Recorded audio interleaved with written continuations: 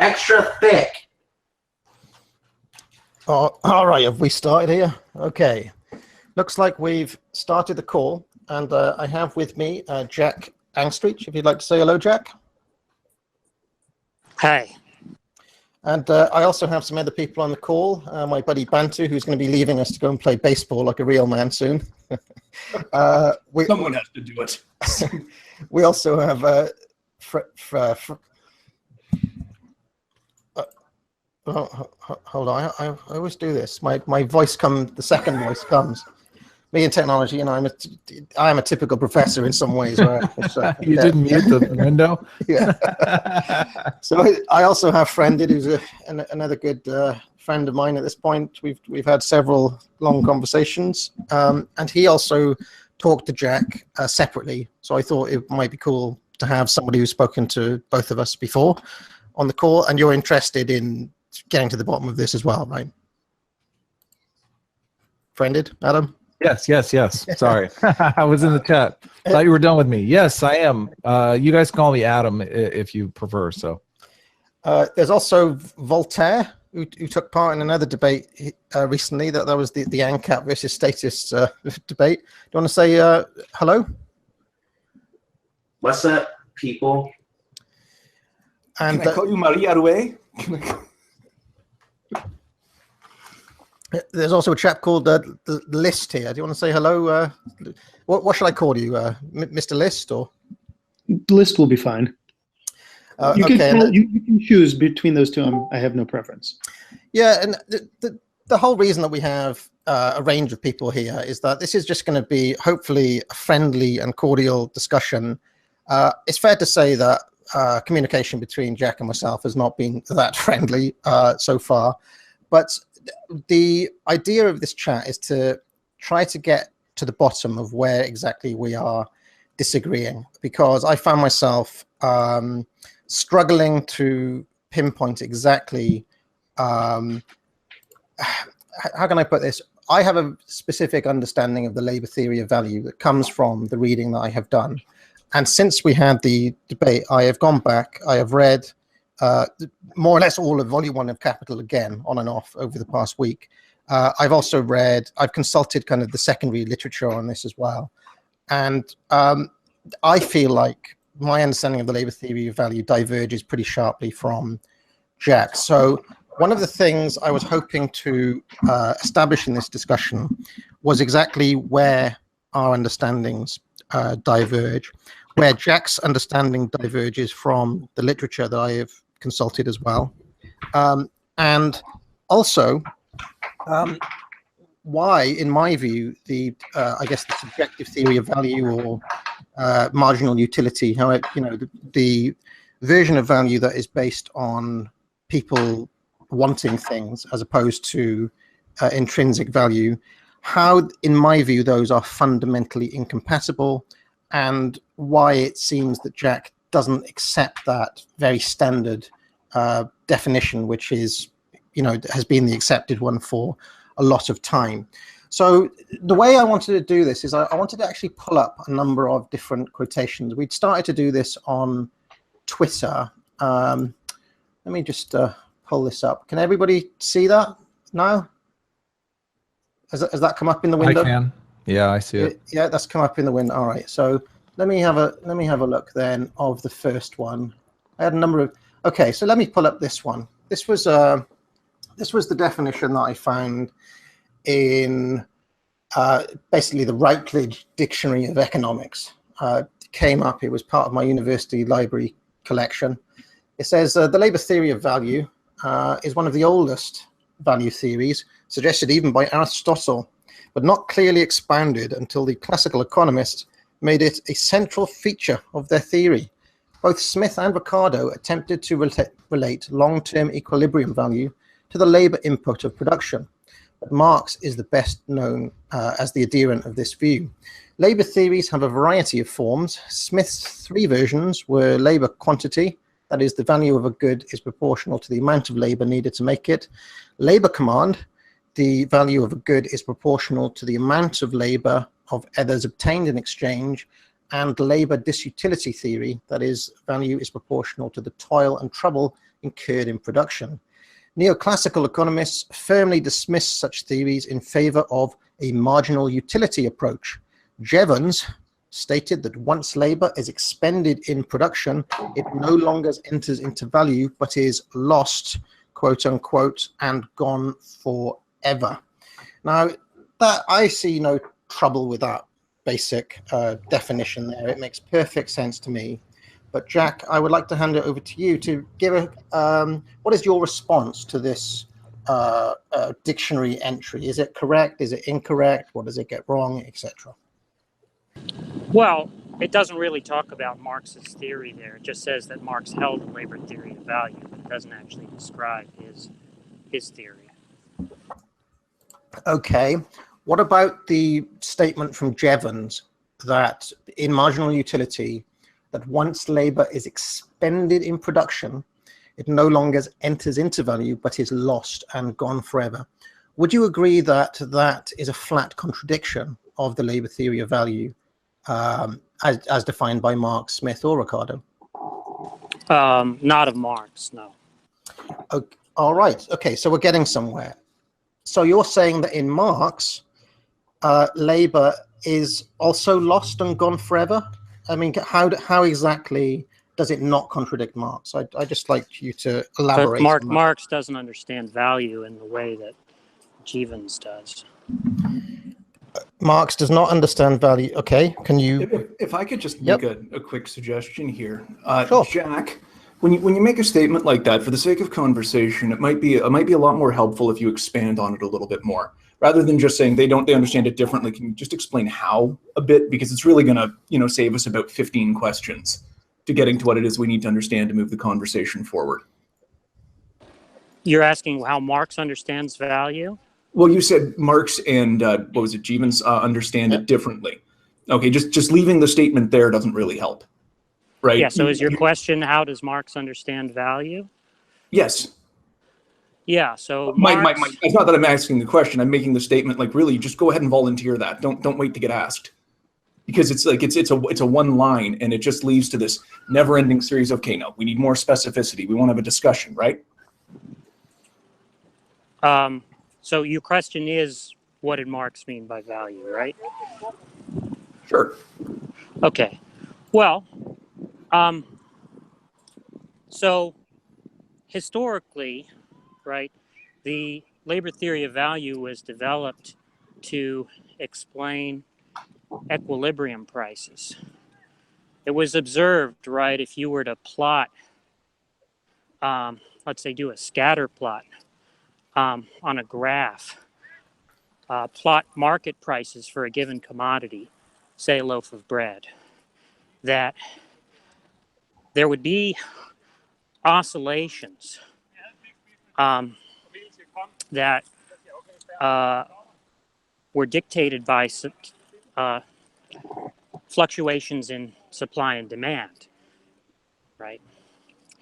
And the idea was that you could observe a trend line through the scatter plot, which could be taken to be a basic axis of prices around which the market prices would oscillate.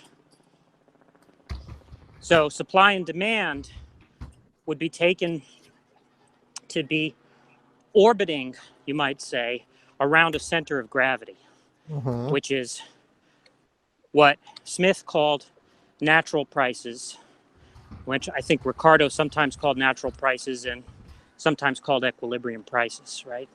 So they didn't think that supply and demand could explain the those center of gravity prices, because they took it that supply and demand cancel each other out at that level, right? And so therefore cease to explain at equilibrium. So they thought that we needed to look to some other determinant to figure out determines the basic axis of prices, the center of gravity prices, equilibrium prices. Now, their theory was that labor required for production determined the equilibrium price. Now, Marx inherited Ricardo's theory, but Ricardo wasn't able to resolve certain problems, right? So Marx constructed a theory that owed a lot to Ricardo, but diverged from it in very significant ways, right? Now, what he did was postulate a theoretical unobservable called value, right? And the idea was that value, which is something that could be measured in, let's say, gold prices, that we could postulate that there was this thing called value, right, which underlies market prices. In fact, for Marx, value actually underlies equilibrium prices, right? So he doesn't think values will likely coincide with equilibrium prices in a real economy, right? That would be unusual. So value is this hypothetical entity which Marx theorized, right, as an explanans for equilibrium prices. Now, Marx's hypothesis... Can I stop you there, Jack? Yes. Because I now have a series of statements from Marx himself where he doesn't really appear to be talking about it in that way. So I've got up this is from chapter 7 of Capital. He says, we know... Well, I thought we had agreed prior to debate that we would not make this about about deciding what Marx did or did not say, which will be, something we can... I think it's better I do think it's very important that we do establish what Marx actually said, though, because otherwise it's going to be very difficult to... If Jack is on the line saying that Marx said this, and I have Marx saying this thing here, so if what Jack is saying is true, it's very important to know what he's going on about in this moment, where he seems like he's talking about the value of each commodity as it is determined in the real marketplace. Do you understand why that's an important thing to establish? Not really, no. I mean, I'll let you make the decision, but I think we can evaluate what Jack is describing as a theory without determining whether he's correctly attributing it to Marx or not. If we can pinpoint the theory down, whether Marx said it or not seems irrelevant, right? We can evaluate, is it correct? Do we have issues with it? I mean, maybe Jack has come up with a good theory and it's not Marx. Who cares, really? We care about whether there's a theory that makes good predictions in terms of capital. I do think it's quite important. I mean, there's, like, I know, for example, there's a lot of actual Marxists in the chat who have a kind of stake in whether what Jack is saying is true or not as it pertains to Marx. So, I mean, would everybody else on the line agree that it's a good thing to try to determine whether what Jack is saying is what Marx says or not? I mean, I can leave it up to a group decision. And it depends on what we want to accomplish here. Like, what is it? Are we trying to... I'm for it if it illuminates the labor theory of value. That's the only reason that I care. Like, whether or not Jack is wrong or right is immaterial to me. Like, the labor theory of value could be completely different than what Marx originally proposed, and many of Marx's theories have been shot down, but... So, I mean, I'm just interested in learning more about the labor theory of value. Well, yeah, I think that's a fair point. I think also just, the concept of how labor relates to value overall can be, worthwhile to discuss.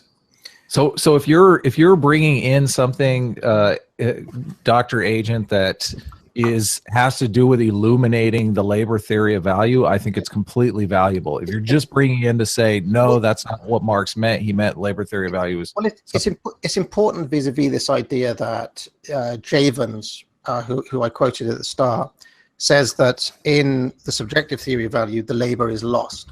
Whereas in the labor theory of value, the labor is had to be held or contained. And I have a series of statements where What is it contained in the product? Well, let me read you a series of statements from Marx. Can you bring up the? the thing that you're reading? You have the window of just the icons. Oh, is it? Yeah. Is it not coming up? How can No. Oh, hold on. When you click on it, you have to share each of the individual things. Sorry, I am. That's okay. Take your time. Let me try to get it up then. So you didn't see the first one that I had up? No, I didn't see it as you were reading it. No. But that's okay. Whatever you're going to bring up, just let's read along. It's pretty heady stuff. So is it that one? I think it's you got to share. You got to share the. There you go. Perfect. Can you see that? Can you zoom in on it a little bit? I can read it. Yeah. There you go. Perfect. Now? Yeah. Zoom in a little more. Right. Perfect. Yeah. Okay. So it says we know that the value of. I'll let you read. Yeah. Do you want to read it so people get a break from my voice? No.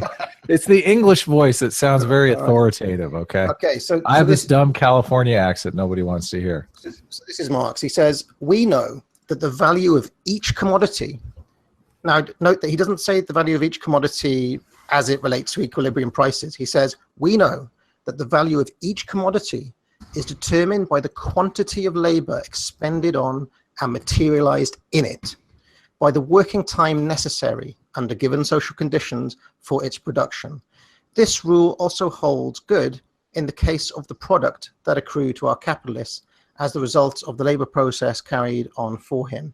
Assuming this product to be 10 pounds of yarn, our first step is to calculate the quantity of labor realized in it.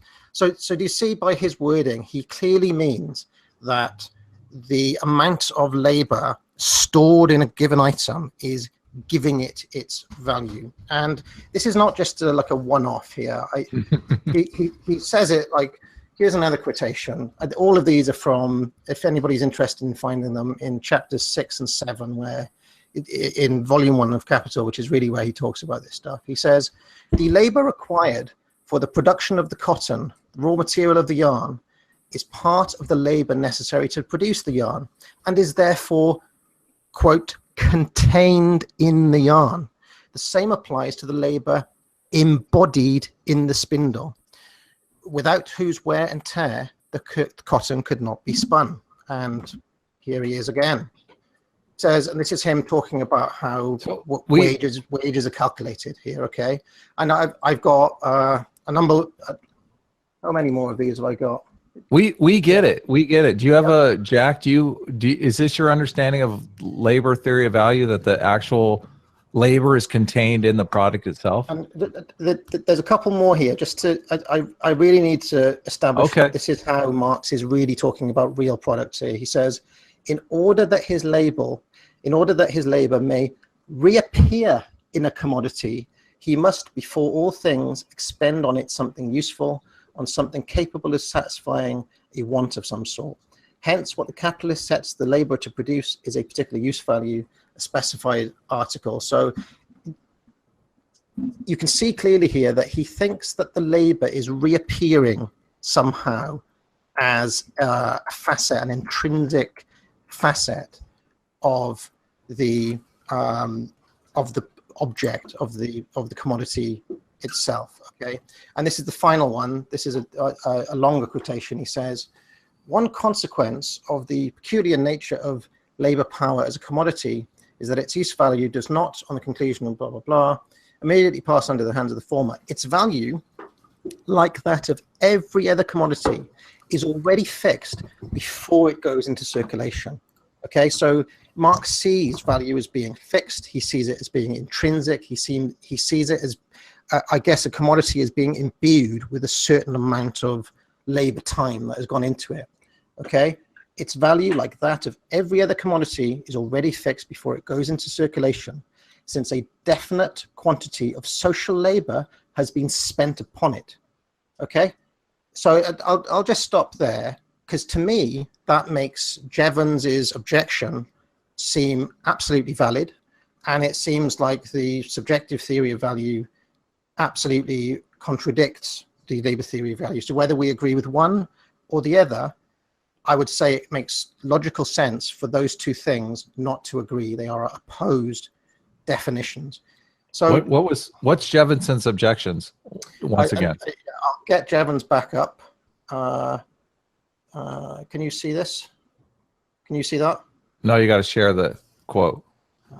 How do I share a different? If it comes up in a different window, you have to share the new window, or you can put the clip into that window. Okay, so into the window that you have open. Here's Jevons again, and right down the bottom there, neoclassical economists firmly dismiss such theories in favor of a marginal utility approach. Jevons stated that once labor is expended in production, it no longer enters into value, but is lost and gone forever. And in reading those quotes from Marx there and this objection from Jevons, I just want to draw attention to the fact that, as far as I can see, Marx's understanding of value is absolutely that labor is contained or stored in an item as if to intrinsically imbue it with, quote unquote, a fixed value before it enters into circulation. Whereas Jevons and other people who agree with marginal utility or the subjective theory of value basically say that objects or commodities have no fixed value, that they are the value is determined entirely by the market, supply and demand, and that's demand. It's not specifically just demand. It's demand, and also it's demand as an expression of what people want. You know, right? If there is no demand, it has no value. Absolutely. Whereas it seems like Marx is saying that labor is this kind of special thing that pumps value into an object, and to me, both of those things make sense. And obviously, I agree with the subjective one, which rejects the labor theory of value. So I read all those things out from Capital. Jack, how do you disagree with my take there? Well, I'm not following the objection. So I was giving an exposition, and you interrupted the exposition, presumably because something specifically that I said in that exposition you felt was an incorrect reading of Marx.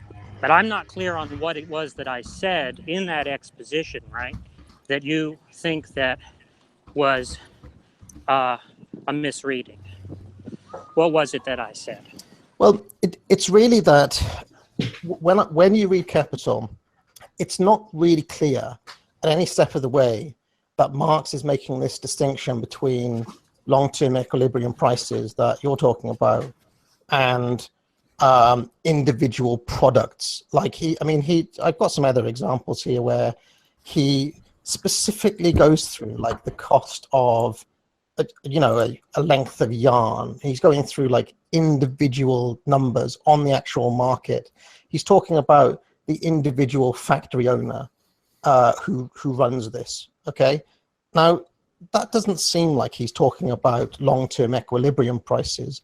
That seems like he's talking about actual commodities, actual items in the market. And it seems to me really important for Marx and for Marxism that he is talking about actual items in the market, because without that, if he's not talking about those things, the whole theory of exploitation just goes out the window. And Marxism is based on that idea that the individual worker is getting shortchanged. So I think it's a really important distinction that you're drawing there. And I think it's at odds with a lot of Marxist theory, as I understand it. So would you like to come back? Yeah, so what I had said was that there was a distinction between value and equilibrium price. Now I don't know whether you're agreeing or disagreeing with that. So, okay, well, what I thought you said is that you were saying that Marx was talking about equilibrium prices, when I'm saying that actually he's talking about commodities as they exist in the real world all the time. No, what I said was that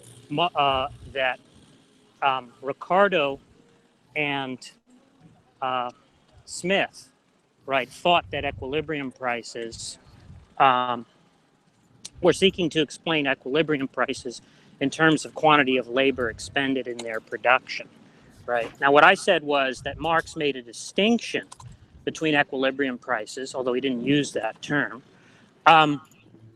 made a distinction between equilibrium prices and value. So he postulated something new in the history of labor theories of value, right? He postulated a new concept called value, which was distinct from both equilibrium prices and market prices. That's what I said. Okay. Now, is that what you're disagreeing with?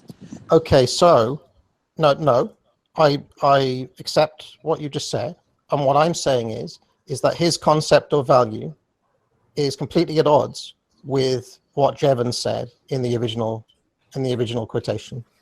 So again, the question then is, what do you think Marx meant by value, right? What do you understand Marx's understanding of value to be? Well, my understanding is that Marx thinks that the value of any given item, okay, comprises two things, first and foremost. One of them is the amount of labor that has gone into it, what he calls labor time.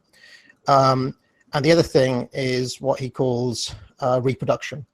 So you've got the labor time and you've got the reproduction, and those two things, he always expresses things in terms of the amount of time they take to make by the amount of labor, okay?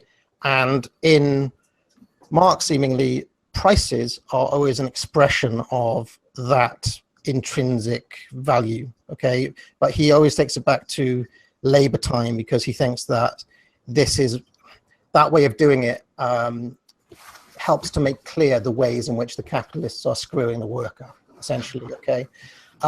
So what he does then, he takes this definition of value that he has, the amount of labor time and I guess what you'd call the reproduction costs as... What is that reproduction? Well, it's basically all of the things that you need to get to work tomorrow, essentially. So it's the reproduction of the labor itself, which is basically subsistence, food that you need. I got you. And it's also the maintenance of the machinery. You need to buy new ingredients if you're making bread, whatever it is. What modern economists would call costs of production, essentially. But right. He splits it out into labor and these reproduction costs, okay? Ancillary costs, basically. Right. And they are, I guess, in the way, when you're calculating the value of any given thing, they are part of it, okay? But what he does is he goes through, the average shift of somebody working in a factory for 10 hours, okay? And what the capitalist does is basically he pays the laborer for those subsistence costs, the enough stuff for him to be able to eat and come to work tomorrow, okay? And when you count up the hours of the day that the laborer is working for himself, okay, it only amounts to, say, 4 out of the 10 hours, okay? So, let's say you start work at 9, and by lunchtime, you've already done all of the work that is going to pay for you to eat tomorrow, okay? After lunchtime until the end of your shift, that's essentially labor that the capitalist is getting for free. So he's screwing the worker because the worker is getting paid in labor time less than the total amount of labor that the laborer is actually giving him. Does that make sense? So, and what Marx calls that extra time after lunchtime that the laborer is getting for free, he calls it surplus value. He actually has a number of real life examples. He's obsessed with yarn for some reason. I can get this up if you want. Let's see him go through an actual real life example, shall we? It could make it easier for us. Although he talks about shillings. Yeah, I don't mean to bring up the same objection, but I'm just not sure why this would be interesting. I think it would be much more interesting to evaluate, the theory rather than argue about what a theory is. Imagine we had two interpretations of general relativity. One of them worked, and then we were, instead of deciding whether it worked or not, try to argue. we can do that. We can do that as soon as we establish if Marx and Jack are talking about the same thing or two different things. But that's sort of that's my point, though. Trying to Can't we establish. just ask Jack? Seems like we're. Well, I'm saying trying to establish whether Jack and Marx said the same thing is going to take a very long time, and it's probably a lot less interesting than asking Jack what he believes is true and seeing if he's wrong, right? I prefer that's to be an interesting thorough. question. I would like, I mean, call it the scholar in me, but I think it's important to get things right as a basic thing. And then if we find out that Jack has got his own theory, fine, we can explore that and see if Jack is right or wrong. But like, as far as I can tell, a lot of the people who have joined this chat have done so because they think that Jack is representing Marx here. And I think it's important to establish whether he is representing Marx or not. Okay. So can everybody see this? It should have a table with prices on it. Can you see that? I see it. Yeah, it's up on the screen. Okay, so you can see here, this is a real, I won't go through the ins and the outs, but you can see here at the top, the Marx is working out all of the different kind of costs, you know, the price of like yarn, the bloody spindles, whatever it is. And you can see in this, can you see my mouse as well or not? You can't see my mouse. But I can see it, yeah. Yeah, so you can see here where I've got my mouse. In a working day of 10 hours with average labor, the result is the necessary labor is about, I don't know, 3 1/3 hours, say. And the necessary labor is the subsistence cost. So how much it costs for the laborer to live and to, like, basically enough stuff for him to get up and go to work tomorrow. This is the important thing for the capitalist. And then the surplus labor, that's the 6.2 2/33. That's the amount of labor that the capitalist in Marx is, that's the amount of exploitation basically going on here. That's the surplus value. And that is Marx's way of discovering what profits are. I've got him saying that here. Hold on. I'll get this this quotation out as well. Because I think it's important to see if we are talking about the same thing. Here we are. So we know how the value paid by the purchaser, blah, blah, blah. So just that last word, we shall at last force the secret of profit making. Okay. So this is what Marx is trying to do by going through all of this process. Do you see where he's talking about Mr. Moneybags there? He's talking about a real life factory owner. Okay. A real life factory owner screwing his own workers by paying him less than the value of his labor. We shall at last force the secret of profit making. So I think it's really, really fundamental to Marx's theory that he's talking about actual real life products in the marketplace and not talking about these long-term equilibrium trends in an abstract way that that Jack is talking about here. So I've shown you a number of different examples of Marx talking about real items in capital. So Jack, how is he not talking about a real, how is Mr. Moneybags not a real factory owner talking about real workers selling real commodities? Well, is that what Before anyone jumps in, I'm just going to say goodnight here. I got to run. Best of luck to you all. Right, yeah. Okay, and my work here is done. Take Cheers. care. Cheers, Bantu. Good luck with your baseball. Yeah, thanks a lot. Cheers.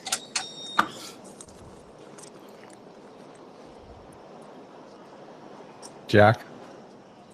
Yeah, so I'm still trying to understand what the disagreement is. So do we agree that value is measured in quantities of socially necessary labor time, the quantities of labor time that are socially necessary for the reproduction of the good? Do we agree that that's Marx's understanding?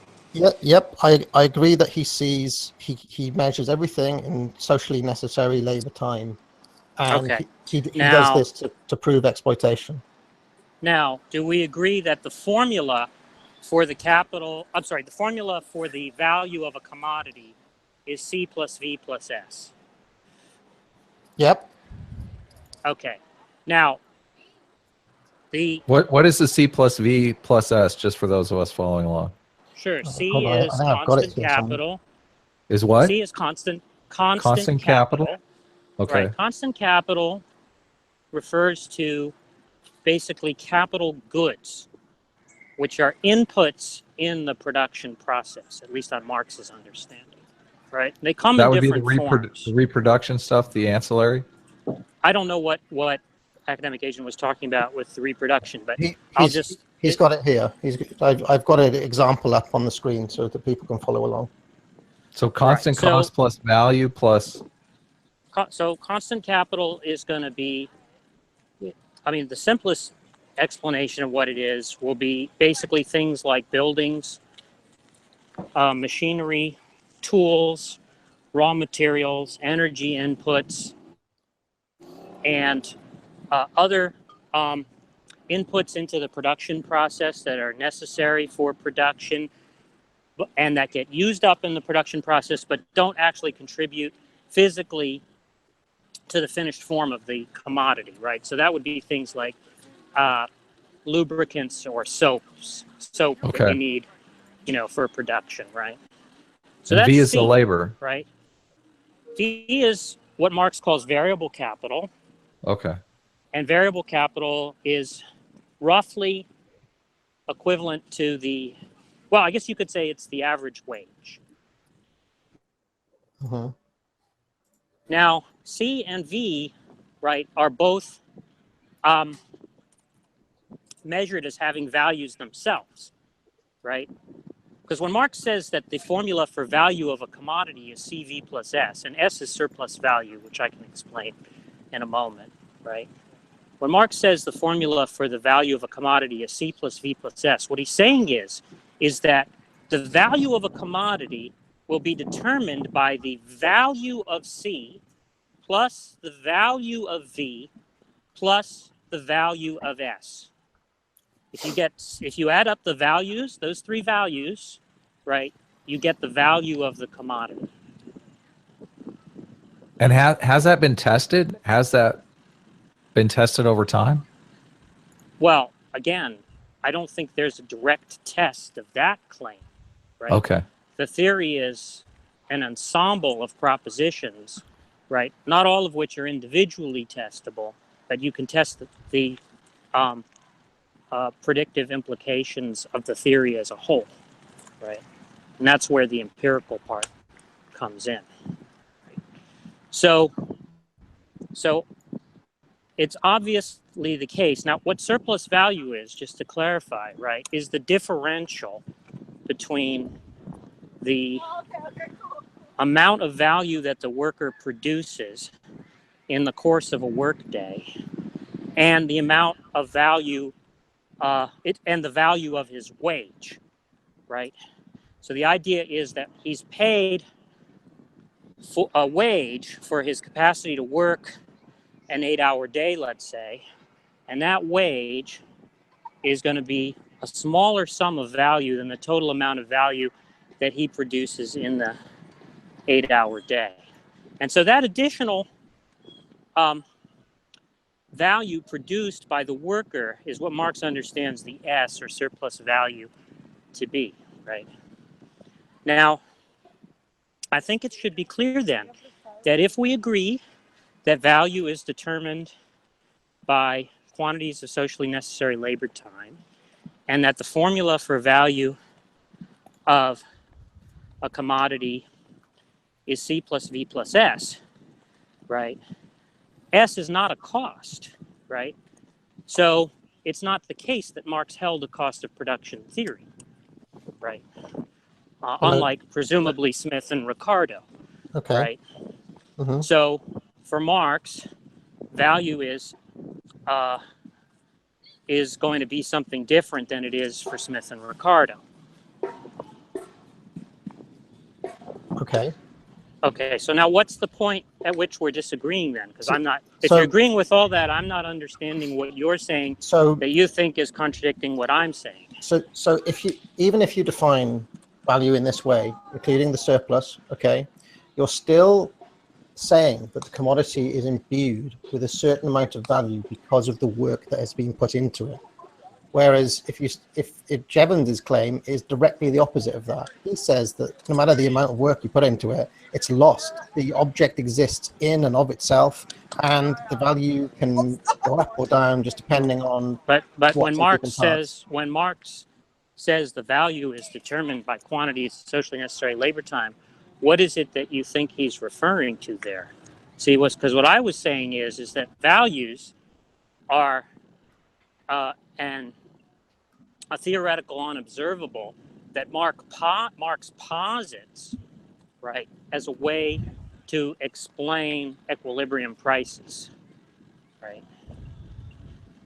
And that's why Marx draws a distinction between price and value, and that's why he draws a distinction, in fact, between price and value and a third concept, which he calls prices of production, right?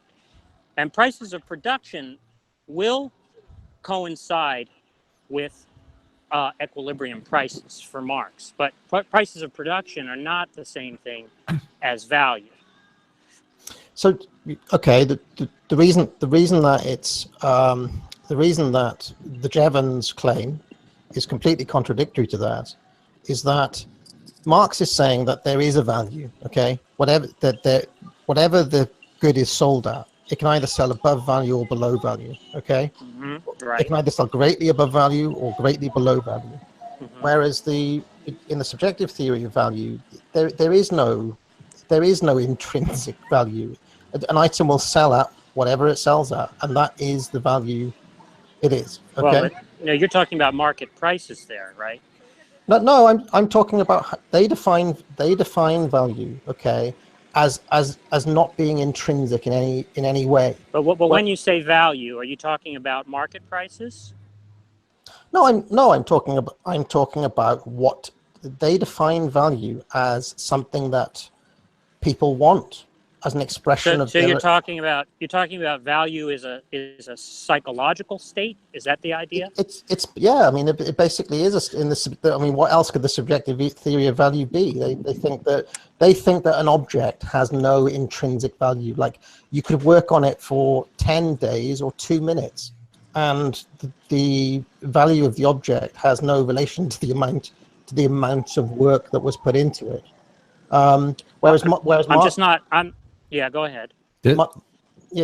So do you see how that's a very different? It's not just a different way of defining the term. It's a contradictory way of defining the term. That. Well, wait a minute. But I'm not seeing what is the property. What's the property in common between Marx's understanding of value and Jevons's understanding of value that makes it possible for the two to contradict each other? Because one is saying that labor is contained or imbued in the object, and the other is saying that doesn't happen. The labor is essentially lost. It's no longer a property of the object. The commodity just exists in and of itself, and it will find value based on what people want, not based on the amount of work that went into it.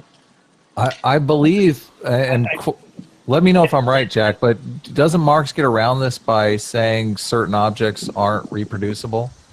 Like, it seems like you guys were talking on your other stream about, like, a work of art wouldn't be encapsulated in the labor theory of value. It's only manufactured items that are reproduced in quantity. Yeah, Marx does draw a distinction of that kind. Right. So when you use the example, agent, of items that you work 5 minutes on or 10 days on, it seems like you're thinking more in terms of artwork and not a reproducible. No, it doesn't matter what the object is. It could be Adam Smith's pen factory, and he spends 10 days on a pen instead of. It doesn't matter what it is. By saying that labor doesn't stay contained in the commodity, that is not just a different way of defining value. That is to say that the labor theory of value gets that wrong. I mean, I talked you through all of those quotations from Capital, where Marx clearly thinks that the labor is contained in the commodity. Would you agree that that's really obvious from the things that I read earlier on in the call, that he sees the labor staying as a kind of aspect or intrinsic part of the object? Did I make that up? Depends. Anyone? Sorry, it depends on what we understand containment to mean there, right? So you would agree that Marx thinks that values can change, right? No. Well, they can only, right. My understanding is that the value of any given thing would change depending on basically how much it costs to survive in the given society. No, it changes because a different quantity of socially necessary labor time is required to reproduce the good, right? So when that quantity of labor time socially necessary to reproduce a good changes, the value of the good changes, right? So, but that's clear, right? In Marx. Yeah, but he's still defining it. So then that doesn't actually mean intrinsic in the sense that you mean, right? Clearly. Well, it does right? Because on Marx's view, well, let's go over this. On Marx's view, right? Let's imagine somebody has a chair, right? Now he wants to say let's say somebody bought it, right? Now he wants to say that chair has a value, right? The value of that chair is determined by the quantity of labor time socially necessary for its reproduction, right? Now you could have that chair. You could have that chair in a closet, right, for 10 years, right? And in the course of that time, and so let's say that the value for Marx of that chair when it was bought was $10, right?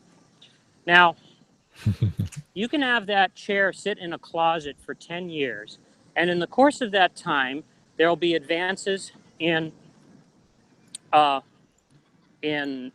efficiency of production, right?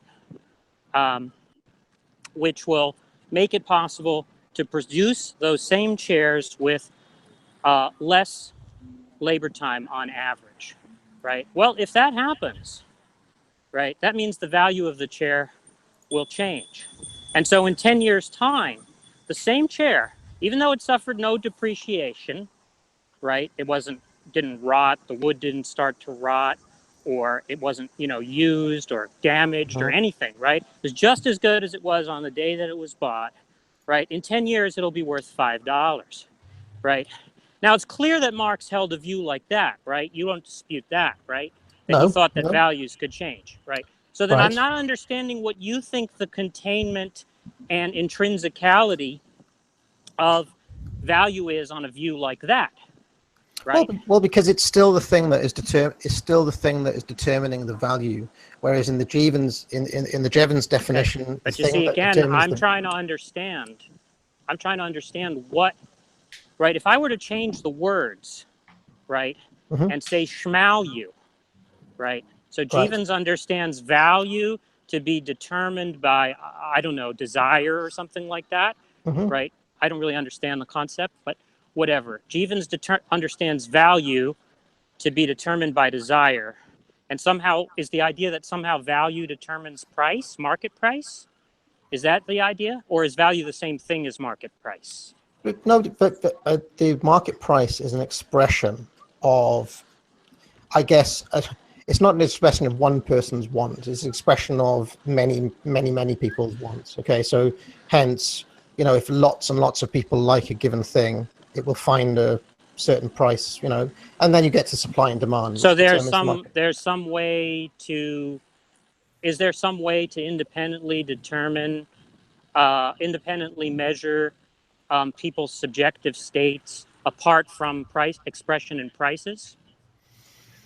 Well, no. I mean, no, you can't know what's in someone's heart, right? But what you can... so there's just a hypothesis that can't be tested, right? That desires somehow determine prices. Is that the idea? Well, I mean, I guess the way you can test it and the way you can see what people want is how much they're willing to pay for that thing. Well, no. That's assuming, right, that what the explanans is their desires, right? But you're not actually... that's why I asked you if there was an independent measure other than prices that somehow allow you to quantify desire. prices aren't just money, right? It's not just money. It's all sorts of other things. It's time. It's what you give up. It's what you sacrifice. It's and it's clear that different people will do that for different things, right? Hey, Well, say. real quick, Agent, you got some super chats. I don't know how you run your super chat, but one of them is very pertinent to what you're talking about. Luke Robinson says the chair example is not good. They might be the chairs might be more rare in the future and therefore more valuable, which is something that I thought of immediately too. Do you want to read all your super chats? I've been throwing them in the. Yeah, I can. Yeah, sorry, I'm not very good at this stuff. So, thank you. I am very bad at it too, but I feel like they're throwing money at you. You should at least acknowledge that they're making points. Well, thank you very much, super chat people. Okay, let's go through these then. Never enter. You see him at the. I threw him in the chat. I threw him in our private chat.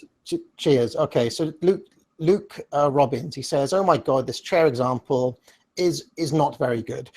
They might be more rare in the future and therefore more valuable." Jack, any immediate answer to that? Yeah, you can. Marx doesn't preclude the possibility that the price of a chair will rise due to scarcity, right? That's why he draws a distinction between values and prices. Right? The fact that the chair, right, is some kind of rare chair, right, which I take it means something like there's a constriction in supply, is going to push the market price of the chair up, right? But market price isn't identical to value for Marx, right? So that doesn't in any way contradict what Marx is saying about the value as opposed to the market price. But can I? So, but the value of the chair, in Marx's view, would have gone down because the amount of time it takes to make a chair has gone down in the meantime. Well, yes. and it seems like he could get around it either way, though, because he could easily say, well, now the materials are harder to come by, so the value of the chair goes up. If the materials were harder to come by, then the value would increase. I was talking about the opposite case, where increases in productivity of labor reduce the costs that are required to reduce the amount of labor time that it takes to reproduce. But just so we don't lose focus, because we're bringing in other questions, the question that we're trying to answer is, did Marx believe the value is unchangeable or changeable? And when we say it's imbued in the commodity, do we mean something like it can't change? Because that's colloquial interpretation of what you said. So I think that's what Jack is responding to. But I didn't say that it doesn't change over time. I said it's imbued with a certain amount of labor time. Now you can relativize that, but it's still imbued with some sort of value. And you can see that the value Jack said the value of the chair went down. So the amount of labor time stored in that chair is still there somewhere, theoretically. No, he's no, saying, no, it's he's not. saying the value I'm saying changed, the opposite. Yeah, I'm saying the opposite. He's saying the labor time changes. If it took 20 hours to produce the chair when you bought it, right, and then 10 years later it only takes 10 hours, right, then it doesn't actually have a quantity of 20 hours stored in it after the 10-year interim.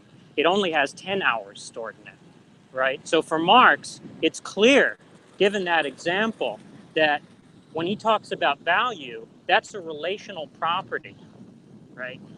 It's related to averages of average quantities of unskilled labor time that it takes to reproduce those objects in a given time and place, right? It's a relational property. So when he talks about containment or congealing or anything like that, those are basically metaphors, right?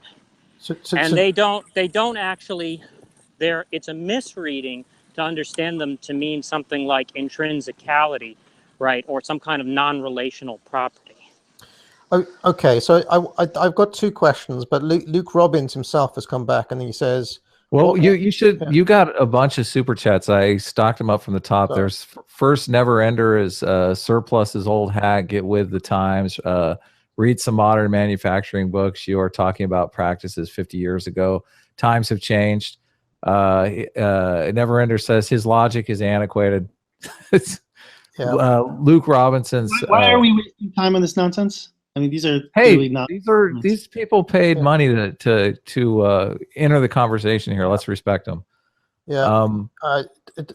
Let's get this Luke Robin ones where he says. Go ahead. Oh my God, this chair example is total. Oh, we already read that one. But why does he think Marx is right? Evidence, please, is never ender. Luke Robinson says, what about it if the chair is massively reproduced or massive produced? It was mass produced, but now it's okay, gotcha. Cheap. Like I don't know, like in my flat, I've got a lot of mid-century modern products from the 1960s. Yeah. And those are expensive. Those are expensive.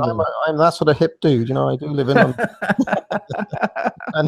and they were mass produced. In fact, there's a funny thing actually. You can see the subjective value. I think they're uber cool. I've got this G-plan coffee table from the 1960s. My mother, who lived through the 1960s, thinks they're awful. She thinks they look cheap, and kind of she can't understand why I'm paying this money for this stuff, because she remembers them from when she was little, and she thinks they're common as hell. It's quality stuff, man. They don't make stuff like that anymore. So you can see that there's a distinction between how I evaluate it and my mother does. But this is Luke Robbins' exact question. So, Jack, any response to that? Sorry, I didn't follow the question. Can you repeat the question? He said, what if this chair was mass produced back in the day, but now is just chic? So let's say it didn't even take long. It took the same amount of time as a chair takes today, but is now considered like chic or trendy, like my mid-century furniture here in this apartment. Is it possible for a producer to enter production of that same object and earn the same price? Well, he's talking about like a 1960s chair that was mass produced, and there are lots of them around. But right. So if somebody were to produce a facsimile, you're saying the consumers wouldn't be interested in that because it wasn't an original? Is that the idea? Well, I think Luke in particular was talking about one from the 60s that was mass produced but is now considered chic. But the question about whether it has a value or not is going to have to do with whether, in fact, somebody can enter production of that good. I can actually tell you, because I bought a lot of furniture recently, that the old ones from back in the day and the ones that are produced like yesterday that have been done in the mid-century style, they're very similar prices, like almost identical. Yeah. In fact, I'm sitting in front of a bureau now that I know cost me £1,500, and that G-plan table I told you about, very, very similar in price. So that they are expensive, whether you get the old ones or the ones that were made yesterday. Jack, wouldn't the labor theory of value get around this price discrepancy though by calling value the production cost and not necessarily what people wanted? Because you would say like the equilibrium price of this mid-century chair would be one thing, but the fact that there's a restriction that the demand outstrips supply, that would be a fluctuation away from the equilibrium price. So it would be a non-issue in terms of LTV. Yeah, that's basically right, with the emendation that it's not actually cost of production, but quantity of labor time. So because you have to include surplus value in it. There is Jack, I got a question. Yeah, go on. What about the quality of the chair? What about that? What about quality? It should be factored in, right? What about the quality of the chair? You mean whether it's a well-made chair or a poorly made chair? Mm-hmm. What's the question exactly? Marx thinks that it's a condition for all commodities to be, for them to be a commodity for Marx, they have to have what he calls a use value, which means they have to be desired, right? But now, the thing about Marx's view on use value is he doesn't think use value determines value. It does. Right? He thinks it's basically a qualitative. He thinks it's basically a qualitative concept as opposed to a quantitative one, right? So use value is, for Marx, a condition for the possibility of a commodity to have value, but it doesn't actually determine the value. For Marx, the value, right, is determined by the quantity of labor time socially necessary for its reproduction. Can I ask you something, Jack? Which is, if Marx is saying that supply and demand is ultimately determining the prices of these things, what are the people, like the people who are demanding stuff, presumably are doing it in exactly the same way that Jevons would describe, right? The way that I would describe it using marginal utility. Like, ultimately, people want the chair because of some use or something that they can have. Am I misunderstanding? Like, how does Marx account for the final price if he's not building in his labor theory of value into that calculation? What he does, what Marx says is, right, that the value will be determined by the quantity of less necessary labor time, quantity of labor time socially necessary for its reproduction. That's what determines the value. Now, he then says that differentials in capital intensiveness between different industries will distort the values systematically to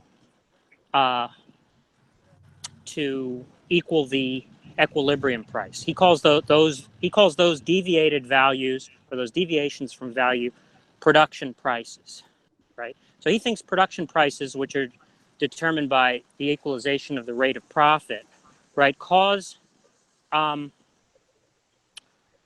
the equilibrium price to deviate from value systematically, right? And he calls those prices of production, right? So prices of production are deviations from value determined by the phenomenon of the equalization of the rate of profit across industries that differ in how capital intensive they are. So And it's not supply and demand then? I didn't get to that. And Okay. so value is determined by quantity socially necessary labor time. Production prices deviate from values due to degrees of different degrees of capital intensiveness in different industries as a function of the equalization of the rate of profit. And then supply and demand act prices of production, which is to say the equilibrium prices, right? When supply is equal to demand, the market prices will coincide with the prices of production, or equilibrium prices, right? But when supply is restricted and demand increases, you'll see the market price go up, right? Until supply is increased, well, presumably until supply increases and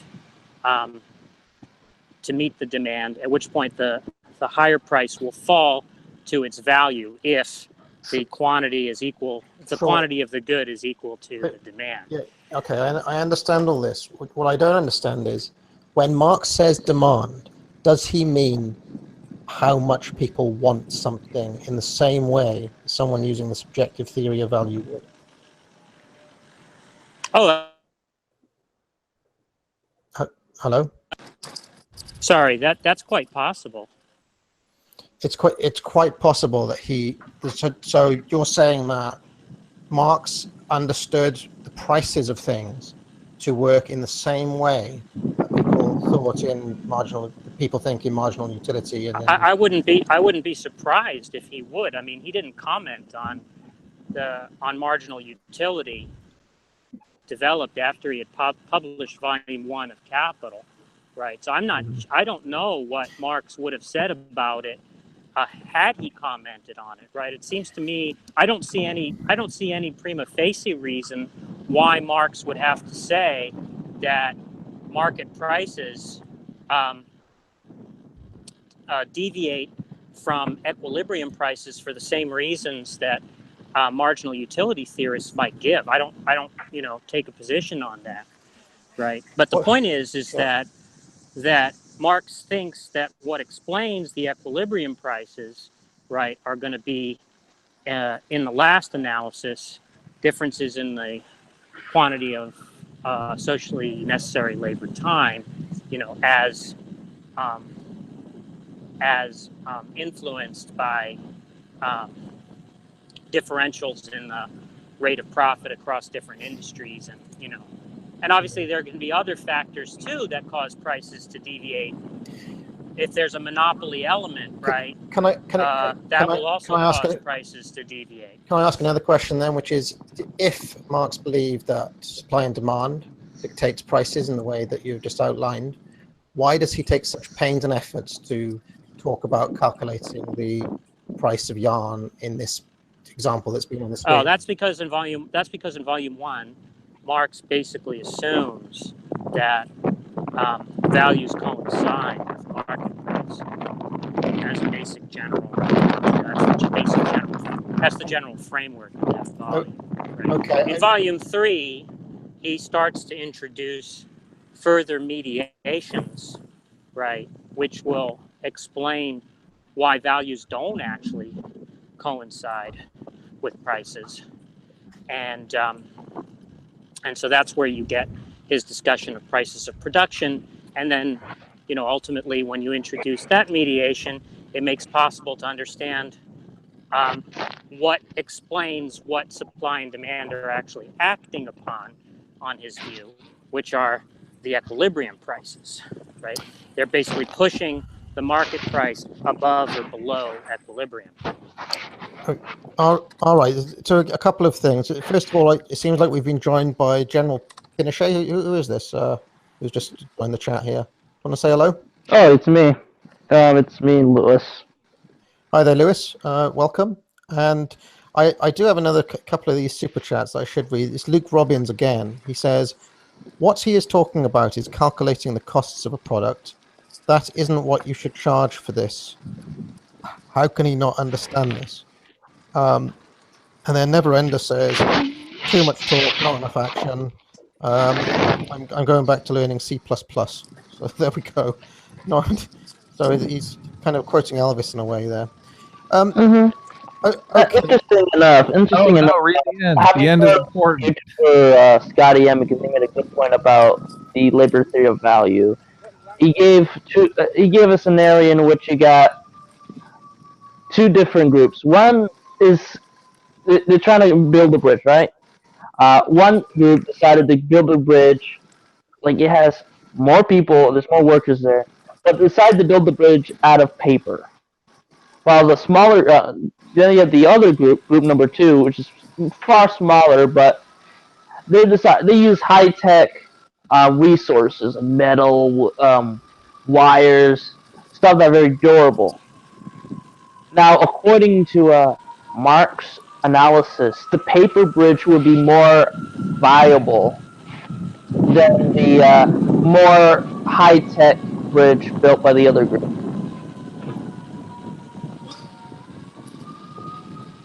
Why would it be more valuable? Because more people built the paper bridge. No, it's not the quantity of laborers which determines the total quantity of labor time, right? What? It's for Marx, the value is determined by C, V, and S, right? So it's going to be the quantity of average unskilled labor that it takes to reproduce the C, the quantity of average unskilled labor time that it takes to reproduce the quantity of the wage, plus the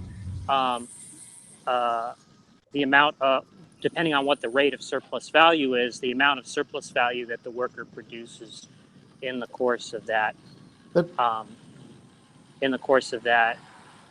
production process. But Jack, I mean, this is Peter C. Dooley here. This is in his book-length study, The Labor Theory of Value, Economics or Ethics, okay? Mm-hmm. He says, with similar logic, and he was talking about Ricardo and Smith, He says Marx maintained that labor was the sole value-creating substance, and that a total working day was divided in two parts, one of which reproduced the subsistence of labor, and the other of which produced the surplus value of capital. Very similar to how I explained it earlier. That's correct. Now, if that is correct, why is Lewis's talk here about the amount of labor not valid when, if labor is the sole value-creating substance? Is he talking about the amount of, because there can be distinctions between the number of laborers and the quantity of average unskilled labor time, right? You could have... Let's say the total amount of labor time. Let's say 100 people work for 8 hours each, as opposed to 10 people work for 8 hours each on two different bridges. And we're talking there about the capital inputs as well, right? But as we're expressed, talking about the constant capital inputs, right? as expressed by labor time, yes. Yeah. So obviously, if one took more average unskilled labor to reproduce than the other, then the value would be higher. All other things being equal, right? Well, I don't have to say all other things being equal, because that's going to actually refer to prices. Right? Lewis, do you want to come back on that? So he is saying the value would be higher in the bridge with 100 workers on it.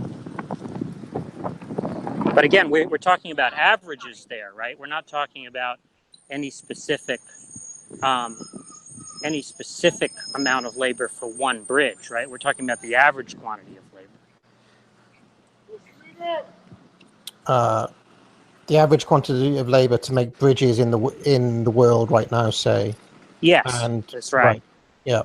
So if everybody who was trying to make those kind of bridges had to expend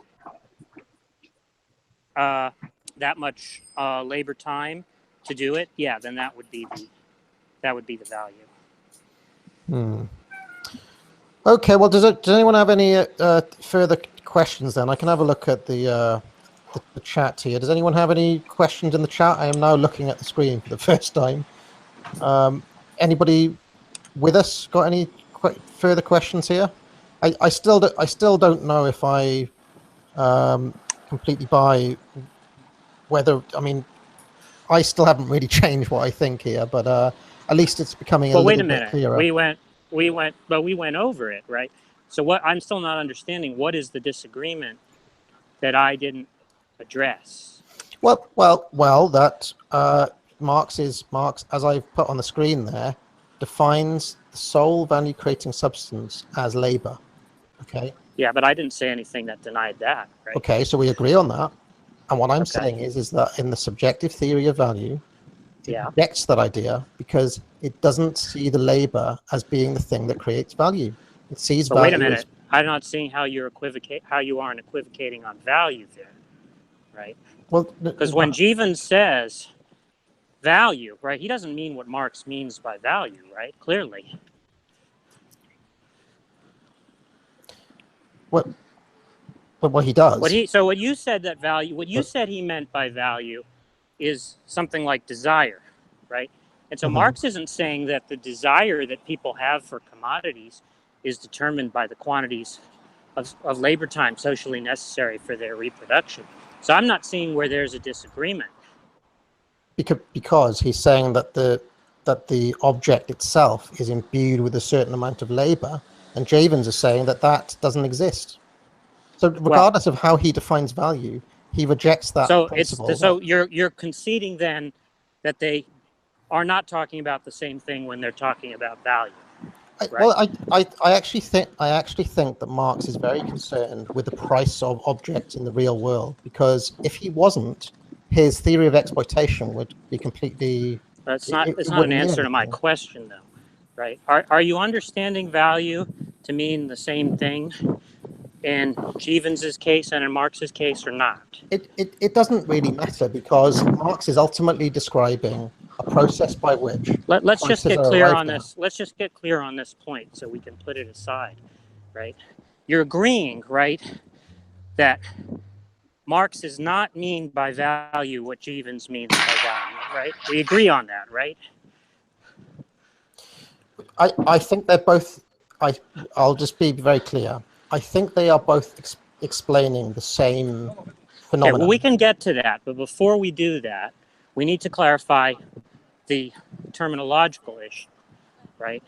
So when Jeevan says value, which I asked you, you said is a mental state, basically a desire, Yeah. right? When Marx says that value is determined by quantities of socially necessary labor time, the value of a good is determined by the labor time socially necessary for its reproduction. It clearly doesn't mean that the desire of the good, the quantity of desire of the good is determined by the quantity of socially necessary labor time for the reproduction of the good, right? We agree on that, right? Right. Okay, so value, when Jeevans and Marx disagree, if they are disagreeing, right, it's not because they understand value in two different ways, right? Well, it is because they understand. No, the concepts mean two different things, right? That you just agreed to. You said that for Jeevans, value means desire. For Marx, value Right. doesn't mean desire. So obviously, when they're using value, it means two different things, right? So Okay. they're not disagreeing about that. They might be disagreeing about something else, but they're not disagreeing about that, right? They're just using the word to mean two different things, Let me right? make I want to make an analogy here, okay? With one which a lot of my viewers will be, a lot of my viewers will be familiar with this, okay? Which is a lot of the social justice left, okay, have redefined racism to mean power plus privilege. And we come back and we say, well, no, we define racism as prejudice based on somebody's race, okay? Those are clearly two slightly different definitions, but you'd agree that we're talking about very similar things, right? So that we are. That may or may not be the case. I don't see the relevance of that to my question. Sorry to interrupt, but look, I think there are real questions and possible objections to ask about the LTV. But this is like watching or hearing someone who watched, a Brian Greene special argue with the physics. What are they? What are the objections? I would recommend we take a more of approach of like a math scholar than a biblical text scholar. Just throw a question out. Hold on. We agreed in the beginning that I think we would focus, rather than arguing about interpretations of text, which is really a little bit more like a religious exercise. Let's listen and evaluate a theory and see if there are objections to it that we can come up with. Good. I got several objections to this. Throw one out. I want you to go first. I don't have any objections. From the objections I hear, it doesn't feel like. Look, let's take the bridge example, right? These are not objections coming from someone who's understanding the theory. These are just sort of, why don't we hear the theory and see if we can actually understand it before we posit the objection? I understand the theory. They're talking about two different things, and I think academic agents example is very relevant. I have the same disagreement with academic agent over authoritarianism. There's an academic definition of authoritarianism that's different than the layman's definition of authoritarianism. And if you go into a conversation and people are throwing around value meaning one thing when really they mean something else, all you get is confusion. But the point is that it's not an objection to the theory. No, right? I understand that. I agree with you on that. Well, that's what I'm clarifying. So look, I'm just trying. If it expedites the conversation, we can change the word value and call it V for Let's call it. Let's call it value, like they always add an S on it to quarks, a selectron. Let's call it value. Jeevans does reject value by saying that it doesn't exist. He's saying that it's not stored in commodities. If that's the case, right? Well, no, I don't. It's not clear to me that he ever addresses what Marx means by value, right? But if it's the case, right, it wouldn't matter whether he disagreed unless he had an argument for it, right? So what would be the argument that value is the claim that value doesn't exist, or what Marx means by value is the claim that that doesn't exist, that theoretical, unobservable? Yep. It's Right. maybe it's that it's not as useful as a description to help us with economies. Would that be correct? So then that would not then be the claim that the labor theory of value is false or nonsense. No, not or at all. anything Not like at that. all. It would just be that it's not a very useful theory. Is that the idea? Well, I think his claim is that the way Marx says that labor is stored up in commodities just isn't the case. Great. Now, how does he argue for that?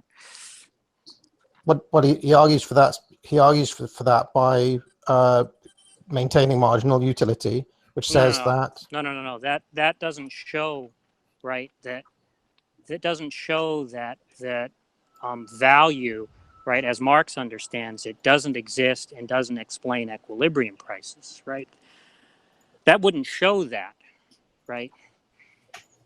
So how would he show that Marx was wrong, right? He could. Now, it seems to me that there's standard ways that we evaluate scientific theories, right? One way is that we show a logical contradiction in the theory, right? So if Jevons identified some contradiction, some incoherence in Marx's theoretical presentation, then that would be a problem, right? The theory couldn't be true unless that contradiction was eliminated through revision, right? That's one possibility. I think it's really. I mean, hold on.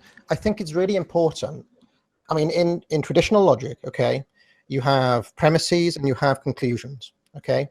All of Marx's conclusions are built on the premises that value functions in this way of labor being stored up in objects, okay. Mm-hmm. Since that's the case, and Jevons basically rejects that premises. Right, through what argument? Through the argument that doesn't happen, that the labor is lost. See, what I'm asking you is, right, in order to, it's a theoretical, right, it's an unobservable, right? So it's going to be like an electron. Value for Marx is going to be something like gravity or an electron, right? We don't actually observe it directly, right? We observe its effects. Right? So in order to disprove the labor theory of value, you'd have to show that the effects expected on the labor theory of value are not in fact found, right? And so Jevons would need an argument of that kind, right? So does Jevons have an argument of that kind, do you think? Well, I mean, why don't you tell us exactly what those effects are, and let's see if we can measure them right now on this call. Well, I listed them in the last hangout. Those 11 predictions follow from the labor theory of value. So one of them is something like, so what happens to wages?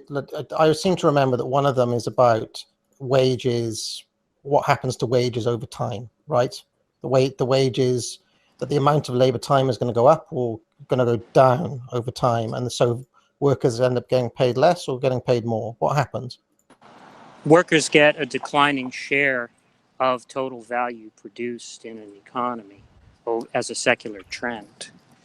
They get a declining share as a secular trend. Okay, so it just so happens I'm a quite a nerdy guy in some ways, and I recently bought this book called British Economic Growth up until 1959, okay, from the 18th century until 1959. I have up here the real figures of the shares of income per head from 1855 to 1959. Did Marx's prediction come true, looking at those numbers? I don't see, you have something up. Oh, here we go. Can you see those numbers? So did that happen? I seem to have some more super chats I've just noticed, so I'll mention those. I'd like to read an excerpt from an essay. Okay. Do you have that excerpt? I can put it up. So this looks like I prefer to read it out loud. Let's let Jack answer on the value thing. So where thing. is the distinction between workers and capitalists in this table? National income per head at 1913 prices. Can I say something very quick? I would like to point out something to say. Sure. All right. Like, let's use the Panama Canal, for example, and compare it to the canals constructed in the Soviet Union, because the Soviet canals, they're created by people who were incarcerated in the Gulag system. A lot of people actually died. A lot of people were Can you explain killed. how this is relevant to the discussion before you go on? No, I'm trying to use the labor theory. No, I'm trying to point out the labor theory of value. My point is that a lot of time and effort was to construct the canal in the Soviet Union, despite the fact, like, I believe it was the Baltic Canal. However, the canal itself was very shallow and it cannot withstand most ships. And the only, like, boats that can pass through the canal itself was rafts or, like, you know, small boats. Well, what does this have to do with reproducible goods? It's a one-off. I was just trying to add some things to the liberty of value. I'm just trying to. What does this have to do with the discussion that we're talking about? Sorry about that. I just came back, so. All right. Why don't I read these super chats then? Okay. So Luke Robbins says again, and thank you very much for all of your super chats, Luke. You seem quite invested in this. He says, for fuck's sake, this guy doesn't understand rarity. Okay, so that's his input. And Benna Berry says, what determines that which is socially necessary? And Marx does go into this in some detail, but can you give us a short answer, Jack? What determines that which is socially necessary? My understanding is that it's to do with subsistence, but you carry on, Jack. For Marx, it basically means the quantity of average unskilled labor that it takes to reproduce the good at a given time and place. That's what he means by socially necessary. And it isn't that ultimately also then determined by how much it takes to reproduce that labor, as in like basic food, shelter, that sort of thing? Because he has this whole thing about how what is it? I have a couple of subsistence quotes here. I can bring them up if you want, where he talks specifically about. Hold on, let me just read this here because it could be relevant. He says, if the owner of labor power works today, tomorrow he must again be able to repeat the same process in the same conditions as regards health and strength. His means of subsistence must therefore be sufficient to maintain him in a normal state as a laboring individual. His natural wants, such as food, clothing, fuel, and housing, vary according to the climatic and other physical conditions of his country. On the other hand, the number and extent of his so-called necessary wants, as also the modes of satisfying them, are themselves the product of historical development, and depend therefore to a great extent on the degree of civilization of a country, more particularly on the conditions under which, and consequently the habits and degree of comfort in which the class of free laborers has been formed. In contradiction, therefore, to the case of other commodities, there enters into the determination of the value of labor power a historical and moral element. Nevertheless, in a given country, at a given period, the average quantity of the means of subsistence necessary for the laborer is practically known. So he is talking about like your basic needs and wants there, which then determine socially, like what the basic socially necessary labor time is. Because if you put that below subsistence, basically, and in fact, he's got another bit here that I can share with you. But I think he's saying that if you have people working for less than the subsistence, something's gone really wrong. So here's chapter 6. He says, the minimum limit of the value of labor power is determined by the value of the commodities, without the daily supply of which the laborer cannot renew his vital energy. Consequently, by the value of those means of subsistence that were physically indispensable. If the price of labor power fall to this minimum, if it falls below its value, Since under such circumstances it can be maintained and developed only in a crippled state, but the value of every commodity is determined by the labor time requisite to turn it out as to be of normal quantity. And he somehow uses that argument to say that most of the time people are paid at like the full value of whatever their rate of subsistence is. Am I getting that wrong, Jack?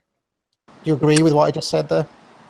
Well, he does think that it couldn't be a long-term option for workers to be paid below the physiological minimum that is necessary for their reproduction of their labor, because then you'd have a shrinking labor supply, which would ultimately force the wage to go up or make possible, the conditions for the demand for higher wages. So he doesn't really think that it can fall below the physiological minimum for very long as a general principle. Oh, okay. Any other questions here? Let's have a look in the chat. We've got the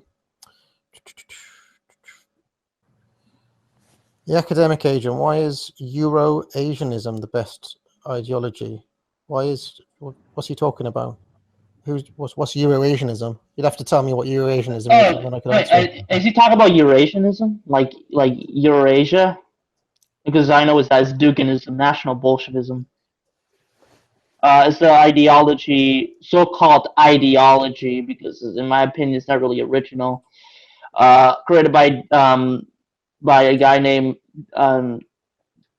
Dugin, Alexander Dugin.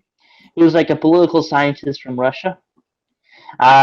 It's a mixture of it's the economic, it's National Bolshevism. It's like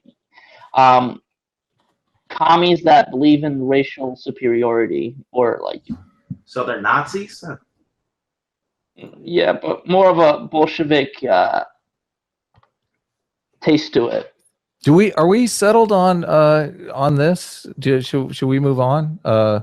Yeah, academic agent. I feel like the disagreement has kind of been worked out. You guys have agreed that you're kind of. No, but I don't think that's actually the case. So I mean, academic agent. I assume you don't. Do you have a? I assume you don't accept the labor theory of value as Jack is presenting it. Meaning, I'm not interested in whether you think Marx agrees with Jack or not. Do you think Jack has any do you think his theory is correct or not? I guess is the question. Well, and if not, do you have in order to answer that question properly, we'd have to take some testable claims. Like I mean, for just now, for example, I pulled up the real wages of people in the 19th century compared to the 18th century, and we saw that the real wages actually increased by about 90%. Right, but that's not relevant to the thesis. Why is it not relevant? Because I was talking about relative wage shares, right? Not absolute wage shares. Okay. I mean, I guess one area where I do have a problem is that Jack always wants to abstract this and talk about. He always wants to talk about this kind of theoretical kind of equilibrium average, or whatever he's talking about. Whereas it seems to me that Marx is very much always talking about the real economy as it works, and he's using that to justify exploitation of the workers, which is, I think, his ultimate point, because he wants the communist revolution. And secondly, he's doing it because he's trying to figure out where capitalists are getting their profit from. And so if he's not talking so this is one of the big disjunctions that I have with Jack, because Jack never seems to be talking about the real economy, but whereas with Marx often seems to be like he's talking about real things in the real world. So that makes he very much seems fixated on reproducible goods in kind of an industrialized economy. Yeah, and it makes sense because he was writing in London in the middle of the Industrial Revolution, and he was trying to organize a communist revolution, with his friend Engels. Can we now put the LTD under scrutiny now? Can we do that now? What would you like to do? Can we put How do we put it under scrutiny? I mean, it seems to me it kind of seems to be impervious to scrutiny. I mean, I feel like I understand it well enough that there's always an out for it because it describes this very specific part of the economy. So if you're talking about things that are rare, or you're talking about things in relation to supply and demand, you're talking about something completely different. And as we talked about before, it doesn't talk. I think it's a macroeconomic theory, so I don't think it's talking about something rare. How is it a macroeconomic theory when it's only talking about reproducible goods that are reproduced in quantity? It's saying that the source of all income and profit lies in the productive sector, right? Ultimately has its origin in the productive sector. So it doesn't actually matter, right, that the labor theory of value is not a theory of all goods that have a price in capitalist economies, right? Because it's saying that the source of the monetary value that a person has, right? Stock of monetary value that a person has that allows them to buy those goods that have a price but don't have a value, right? Has its source in production, either directly or indirectly. Right? So how does the service economy map onto that? So you would say that like the manufacturing economy is the atoms and the service economy is the molecules, like the value from the manufacturing? What I'm saying is that services to capital, right, such as insurance companies, advertising firms, right, accountants, security firms. What about restaurants? Right? What about a waiter, like a service job? Okay. Yeah, waiter. Well, a waiter. I'm not sure. I have to think about what a waiter is, but I don't think it matters either way. You know, either he's a productive laborer or he's not. The point is that that if he is a service laborer, right? If he's engaged in unproductive labor, right? The source of his income, right, is going to come from value which is produced in the productive sector, whether directly or indirectly. Which would be the chef, right? He's the one making the product. Well, I think a restaurant is going to probably be a less clear example than the examples I was using, such as advertising, accountants, security firms, insurance companies, and so on, right? So those people are paid, can be paid extremely high amounts of money, and they can be paid much more money than their costs, right? Than the costs of actually running the company or creating the company, right? But the source of that income lies in the value produced by capitalists engaged in production, right? Value producing production. And so their workers produce surplus value, right? And they get to expropriate that surplus value when the good is sold at a price which is above its cost of production, right? And that profit of enterprise that they earn, that surplus value that they expropriate, they then can pay out of that surplus value. They can pay people who offer services to the capitalists, such as advertisers and accountants and insurance agents and so on, right? So the idea for Marx is that all value in the economy has its origin in the productive sectors.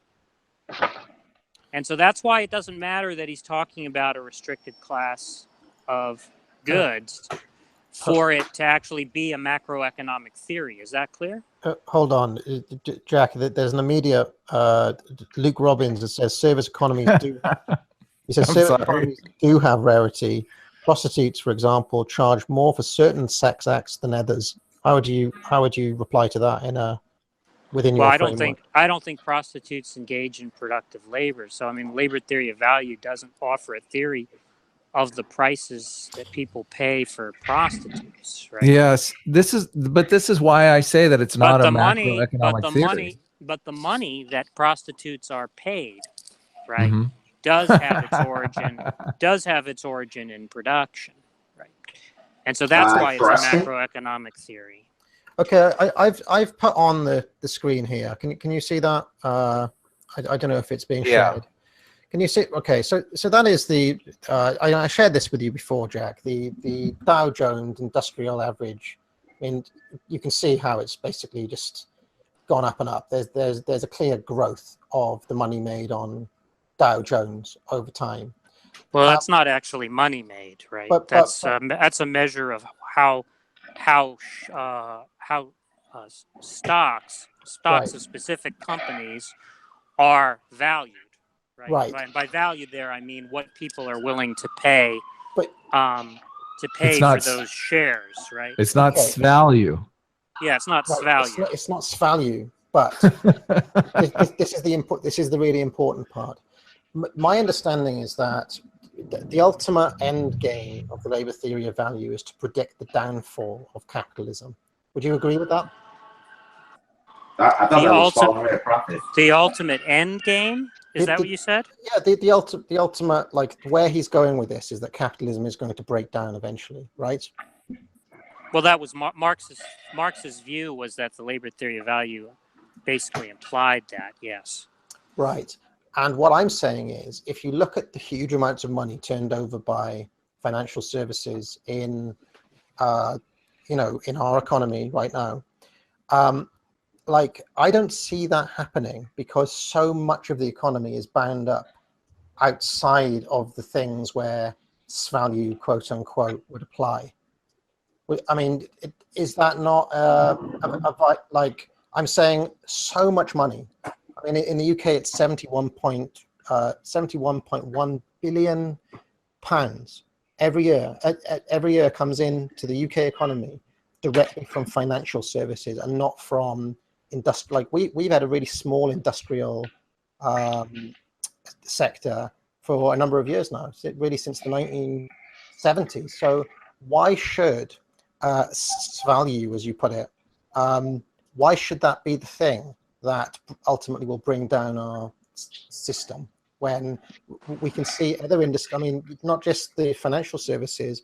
Google would be another one, like the billions and billions that it contributes to the economy. Whether, like, even when they don't pay their taxes, they're still. Can I try restating your question in a more formalized way? I think the question is: does the ratio of productive to unproductive labor, as defined by Marx, affect the predictability, the validity of the theory in terms of ability to predict? Right. So in the 1850s, let's say the vast majority. In fact, I may even have in my 19th century economics book here, I may even have the percentage of the economy that was industrial at that time. I think it's something like 60 or 70% of the UK economy was bound up in various forms of hard industry at that time. Whereas now, I think over 80% of the UK economy is service-based. So does that not change the calculus in any way, Jack? I don't see why it would. Do you? Well, it does for me. Yes, it definitely changes the calculus. What I'm asking you is what prediction does labor theory of value make that seems inconsistent with that? That's what I'm not understanding. Well, it's talking. So as I understand it, you're talking about the falling rate of profit in that specific sector where value, as you put it, applies. Okay, and I'm saying that in all those other industries where it does not apply, they've had huge profits. I mean, absolutely stonking great ones, and that has accelerated the growth of capitalism as opposed to its downfall. So, what's the specific prediction you think the labor theory of value makes that you think is contradicted by that? Well, I mean, at some point in history, a point which you, in order to really disprove what it says, you need to provide, Jack. So do you have a date for us? A date for when capitalism should break down? Yep. No. You do not have a date. Okay. No. So let's just say in the year. Answer is never. Okay. So in the year XX, okay, at some point, the rate of profit will reach a point where capitalism is going to break down because there's no more margin for the capitalist. Would you agree with that? No more margin for the capitalist? No more No margin. profit margin, you mean? Yeah. Don't think it's as simple as that, no. Okay. Elaborate. You're asking why Marx thinks that capitalism will break down? I'm asking, how is it any more complicated than the capitalists no longer having any profit margins? So you're asking why does Marx think capitalism will break down? Is that right? I'm asking, how is it more complicated than profit margins becoming so small that capitalism will eventually break down? How is it more complicated than that? But that is the same question as the one I'm asking, right? No, it isn't. What's the distinction? How is it more complicated than the margin? How is it more complicated than the margin becoming too small to make capitalism viable? You're asking the question. But that's the question I want the answer to. How is it more complicated than that? Well, I mean, it seems to me that what you're asking is, why does Marx think that that capitalism will break down? You're not asking that question? I'm asking, how is it more complicated than what I said it was? How is that a different question? Because my question is a lot more specific than your rephrasing of the question. I mean, if Marx doesn't think that that's what causes the breakdown of capitalism, what exactly are you asking? You're asking why does he think that the capitalism will break down, or are you asking something else? So, well, first of all, we need to establish okay, hold on a second. I can see something else in the chat. We need to establish that the falling rate of profit does say that margins for capitalists will become so small that it's no longer viable. Does it not say that, Jack?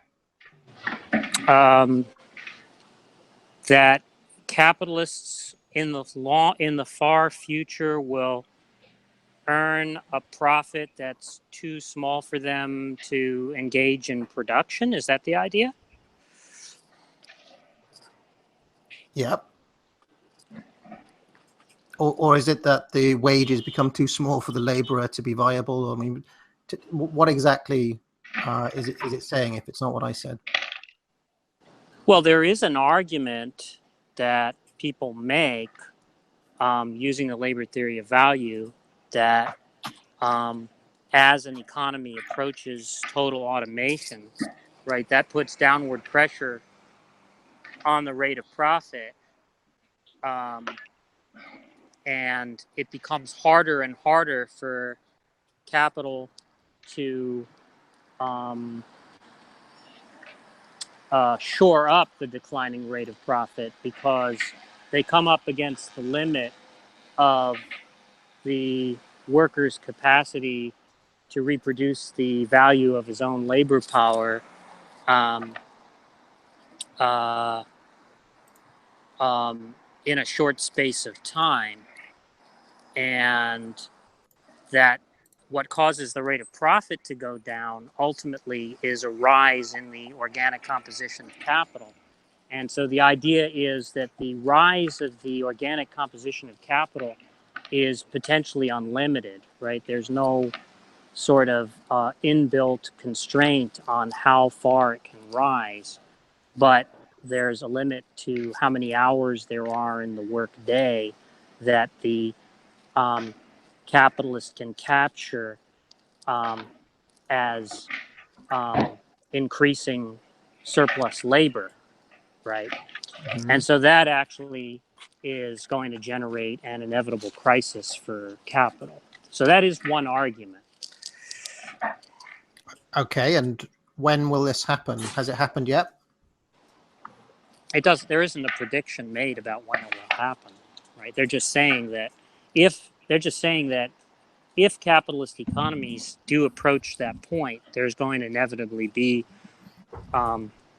it's going to be a problem for capital that will almost certainly generate, massive social crises. Can I say something on because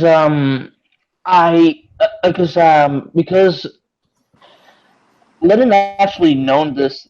Like if you read his works, he describes how Marx forgot one key point, and he utilized like imperialism as why capitalism is becoming like it cannot collapse, because now they're gonna go to the third world and get their labor there, while people in Europe are living in luxury. They're not being exploited as they used to be.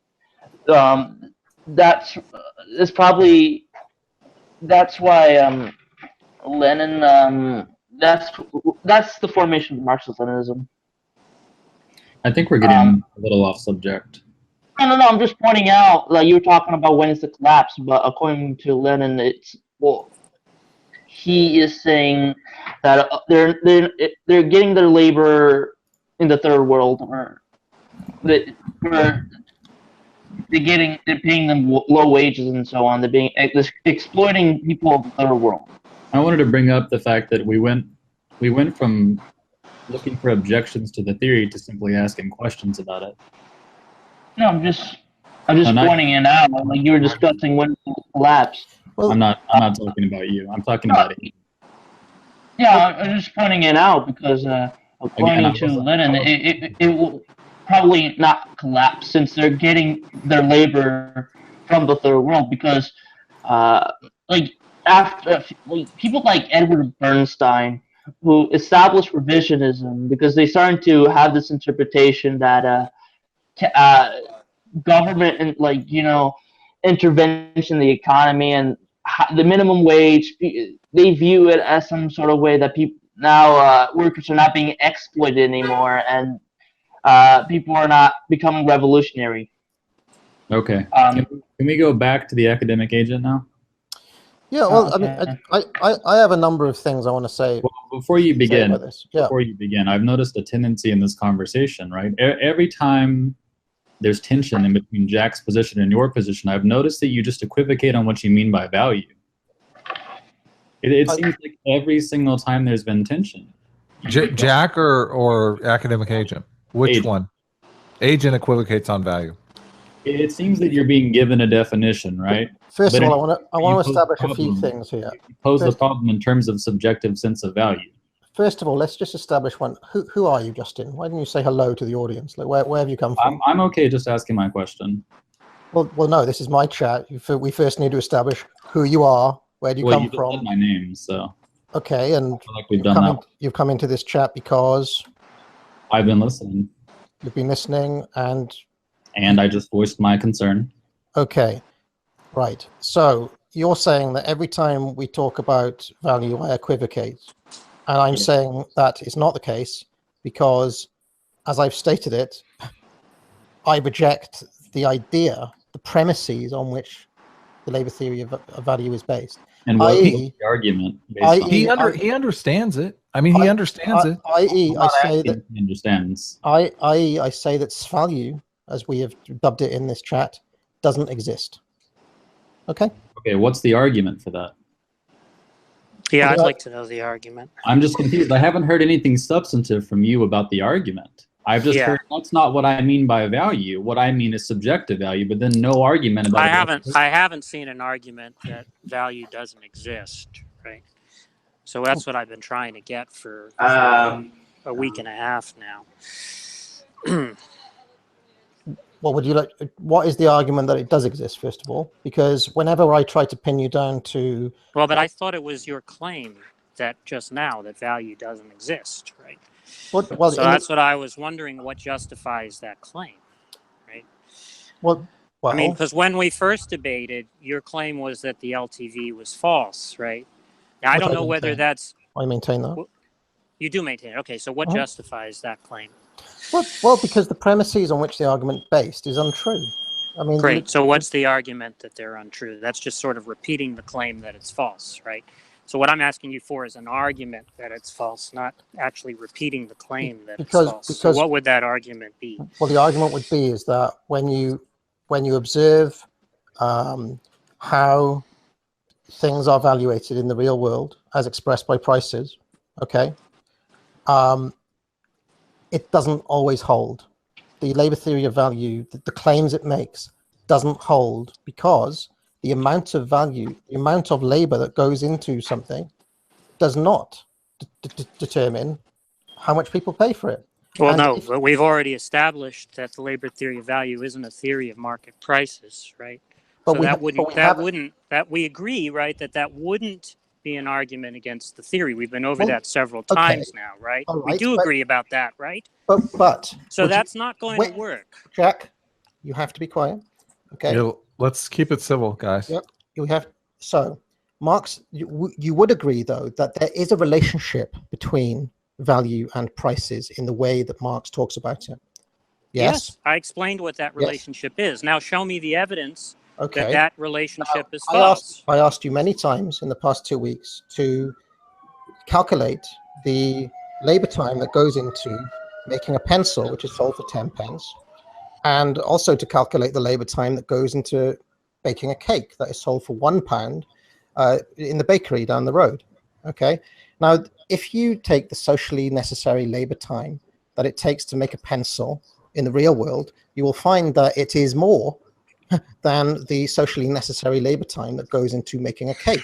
That's a claim. Well, can you show me that that claim is incorrect? Because you need to establish the claim. I have your claim. You need to establish it. You need to give an argument that that's the case, right? And that would be an argument against the labor theory of value. I don't have a clue how you'd be able to do that. But if you think you can do it, be my guest. And in fact, you have to do it because you're the one who's saying that it's false. And so the burden is on you. Excuse me, I'm not done yet. I'm not finished. The burden is on you, right, to support the claim. So I'm asking you for the argument. Now, you've made a further claim, right, which is that the socially necessary labor time, right, for a pencil is greater than the socially necessary labor time for a cake, right? And nonetheless, the value of a cake, is that the claim that the value of a cake is nonetheless? I'm saying that if you take the average prices of the pencil, it sells for less than the average price of the cake. Well, wait a minute. So you're talking about equilibrium prices, right? Are you saying... Now, you understand, right, that values do not coincide with equilibrium prices. I explained that earlier, right? I talked about the distinction between values and production prices. Do you recall that? Yes. Okay, so you understand that if you establish that the socially necessary labor time, right, between two different objects, right, was, let's say, the same, right, that wouldn't actually mean that the equilibrium prices would be the same, right? Because differences in the organic composition of capital across industries cause production prices to deviate from values, right? And production prices are what are equivalent to values. I'm sorry, or what are equivalent to equilibrium prices, right? So you'd need an argument, right, to show, right, that what accounts for that difference, right, is not differences in the organic composition of capital, right, across the two different industries. Now, is that something that you've investigated? Well, I mean, it seems that's not answering my question. Is that something you've investigated? Can I just read this excerpt? Oh, okay. You do that in a second, Voltaire, but I will say you are positing a theory in which it seems impossible to calculate the socially necessary labor time of a pencil. So what use is this theory? That's not the claim. That's not the claim that's in question, right? But it's the claim in question. You can't prove it. If you can't prove it, I can't prove it. Excuse me. You can't prove it, and I can't prove it. Let's be clear here. Is the claim that you made that the theory is not provable, or the claim that it's false? Which is it? Because I thought that what you said was that the theory is false, right? Now, if you want to change your claim and say, I don't think the theory is false, I just think it can't be proven, that's a different claim. So which is it? Go with the second, AAA. It's not. I honestly believe, Agent, that you're just making the claim that it's not useful. You're not making the claim that it's not necessarily. Well, it's not useful. I mean, it exists. We understand it. We're talking about it. As you can see by all of the examples from Capital itself that I've put up, Marx did mean for it to be useful in this way. He meant for it as a way of explaining profits. It's his, and you disagree that it's useful, correct? It's his explicit aim of explaining profits. How Mr. Money, where's that quotation I pulled up again? I thought we already went over this. How Mr. Moneybags makes his profit. I'm still not seeing the relevance of any of this. Is your claim that the theory is false, or is your claim that the theory is not provable? Not useful. Not useful. Or is your claim that it's not useful? How could it be false just in virtue of it not being useful? It can be like the heliocentric version of the universe was useful in lots of different ways. Like how could something be false just in virtue of it not being useful? What does that have to do with the truth value? Things can be true and not be useful. Well, it's very easy to understand. I'm agreeing. Right, with but you. what does academic false? agents claim? Is academics agent claim that it's false or not? Yeah, because I am saying that value isn't stored in objects, and we can observe that all the time. So your claim is that the theory is false. It's false, and also it's false. So let's deal with the false part. But just to get clarification, so you guys aren't okay.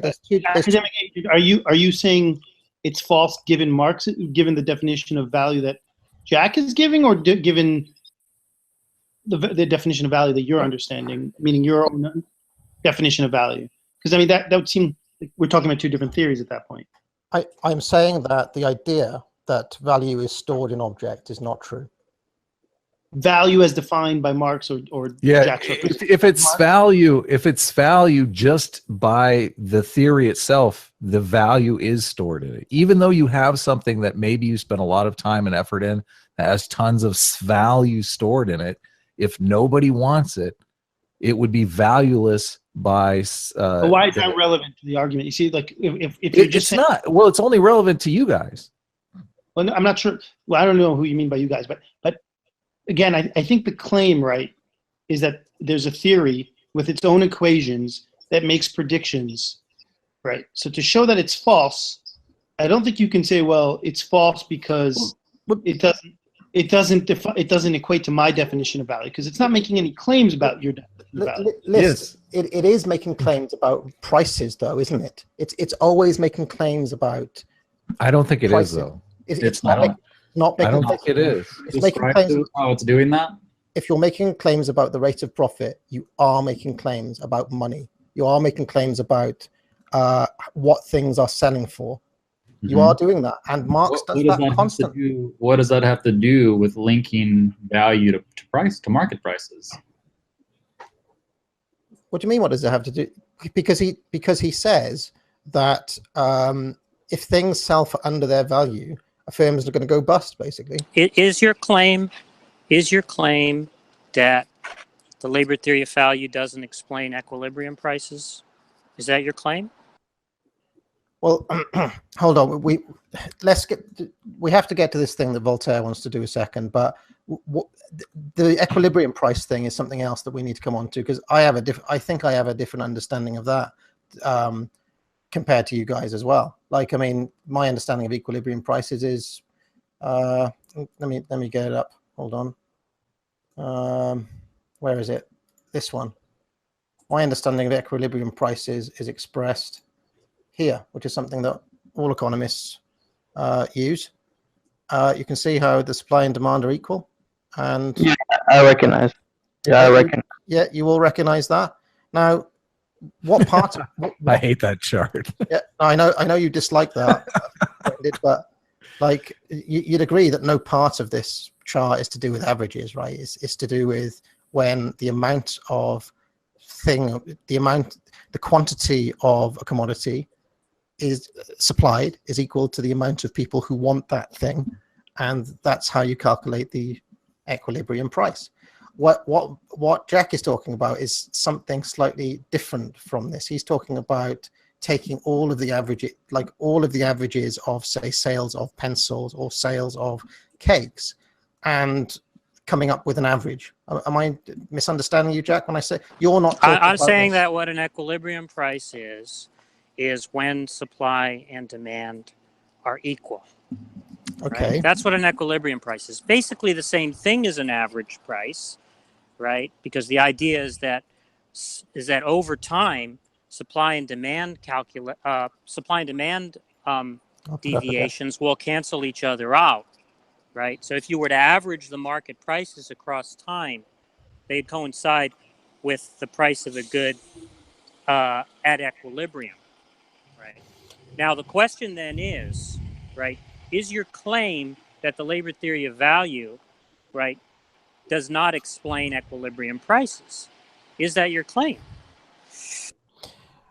So hold on. The labor theory of value is talking about prices, ultimately, isn't it? It is talking about prices. This is something that I've explained this to you before, right? So the it is value linked is to prices. determined. Value is determined on the theory by quantities of socially necessary labor time, right? But values do not typically coincide with the equilibrium price because there are differences in the organic composition of capital across industries, and as a function of the equalization of the rate of profit,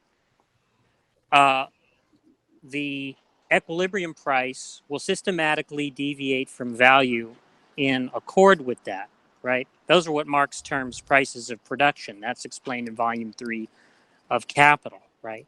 Now, what Marx wants to say is that supply and demand will oscillate around that axis, right? Prices of production. Right. Now, what I'm asking you is, are you saying that the labor theory of value can't actually explain production prices, which is to say equilibrium prices? Well, is that your claim? I have asked you to demonstrate that using a pencil, and you've No. I'm asking you, is it your claim that it can't do that? Your claim is that it can, and I want you to show me how it does that. No, you're misunderstanding the dialectic here. Okay, so let's The burden recapitulate. is on you, dude. Let's recapitulate, right? The burden of proof is on. No, excuse Jack, me. right? I'm muting Your you, Jack. claim- I'm muting you. You're getting muted right now. Okay, so the reason that the burden of proof is on you and not me is because my position here is the status quo position that basically every economist on earth, apart from a handful of people. But just so we don't, this doesn't spiral. Yeah, I'm not going to let it spiral. I'm just explaining. I feel like the argument keeps changing, so it's going to spiral. I mean, look, there's a couple possibilities. One is that you haven't looked into the LTV, and you don't know if it's right or wrong, but you're trusting on authority the status quo. Another possibility is that you've looked into it, and you have arguments against it that you want to present to Jack and argue with him about. So which one is it? I guess let's start with that. Well, I mean, the first thing is that I think that it's basically impossible to calculate the socially necessary labor time. Well, that would be an argument that we can evaluate academically, right? We can look at it, but we have to stick to one argument and evaluate it. So because it's so difficult to do, and because we know, for example, that the the reason I brought up the pencil is because we know pencils have a really complex manufacturing process. Okay, there's a very famous, I mean, I don't know if I can play videos through here, but there's a very famous clip of Milton Friedman talking about the thousands of processes that go into making a pencil. Okay, lots and lots of different people, like one set of people mine the bloody carbon graphite stuff out. But now you're getting into details. Let's establish what we're trying to, because I think otherwise it spirals. So here's what I'm establishing. Make a specific argument that it is either wrong or useless because it's unmeasurable, and then let's evaluate that. Let's stick to one though, because it feels like it's jumping around. Like we start with A, we hear a response to A, and then we move to B. I'd like to establish now what the argument is explicitly. Okay, so I'm saying, like, so for example, in a pencil, okay, you have all of those different thousands of process is going on. To calculate the socially necessary labor time that went into that in the same way that Marx does, and Marx does it with yarn. So he calculates the amount of labor that went into the little spinning jenny thing. He calculates the amount of labor that went into the coal. He goes through the whole production process and calculates the socially necessary labor time in hours and days. Okay, would you deny that he does that? He does do this. Yeah, he goes to the spinning mill. He goes to No, we understand the theory. So to do that for a pencil would require to work out the labor time that it takes to mine that graphite out. It would, to make the rubber on the top. The claim. I'm not an expert on Marx, so is the claim that we're trying to analyze is because I think you're trying to make a claim like this, and I'm just trying to sort of move this, discussion along. Is the claim something like because it is difficult to measure, it is not useful, or because it is difficult to measure, it is false?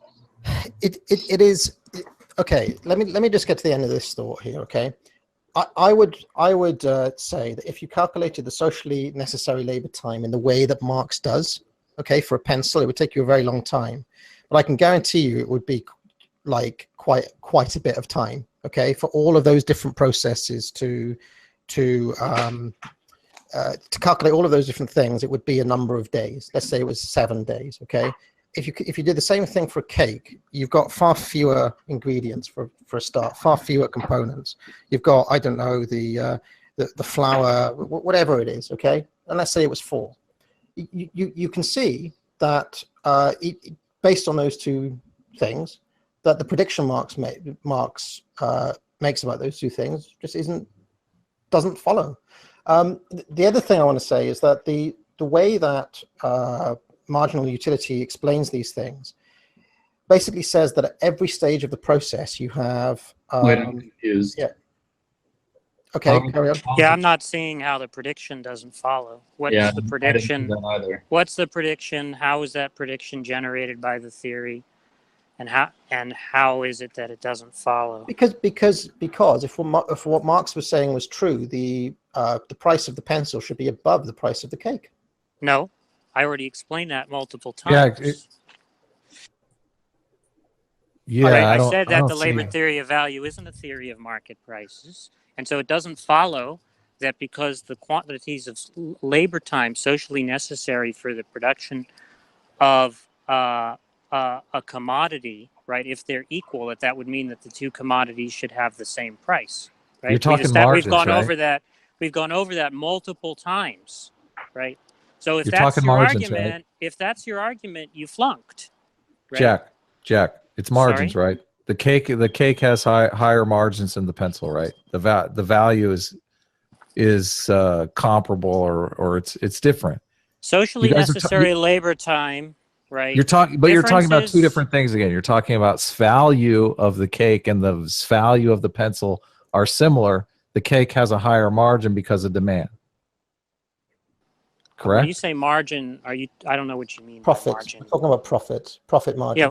So there's a theory of the claim is not a theory that they should have different prices, but they should have different profits. Well, agent would say that the what's it called, marginal utility will predict the price based on demand. Yeah, and how would that contradict the labor theory of value? Well, I don't think it does. Okay, I just think that value and value are two different things. Yeah, so if there isn't a reason why that contradicts labor theory of value, that's not an argument that there's anything wrong with the labor theory. You can push demand. You can push value down the road too, agent, and ask, why is the cake in more demand than the pencil? But I mean, is that really essential? Well, I don't know if the cake is in more demand than the pencil. I don't know. Yeah. Can I now read this? Okay, let's. I've put that up for you now, Voltaire. The floor is yours because you've been waiting to do this for some time. I just want to point out that you did the same thing I accused you of. Well, another point of tension, and you were just saying that my theory can do this, and it had nothing to do with the LTV. Yeah, I don't see why we keep making these detours into completely unrelated issues, right? let's I've let been this tra- trying for 2 weeks now to get a single argument, just one argument that establishes that the labor theory of value is false, right? Which I understand your claim to be, right? You've never retracted it. You said it explicitly multiple times. You've never retracted it, right? And you've never given an argument for it. Now, the best you've been able to come up with, right?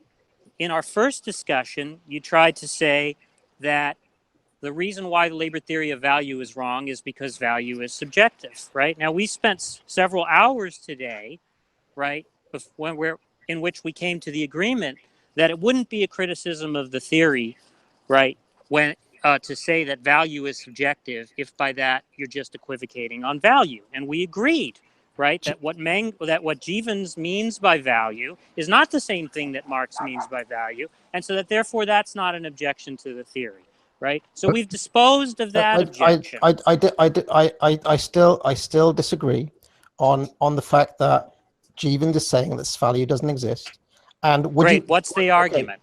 Would you accept that the reason that modern economists have rejected LTV, okay, is because they maintain that the value, as we're calling it in this chat, doesn't exist?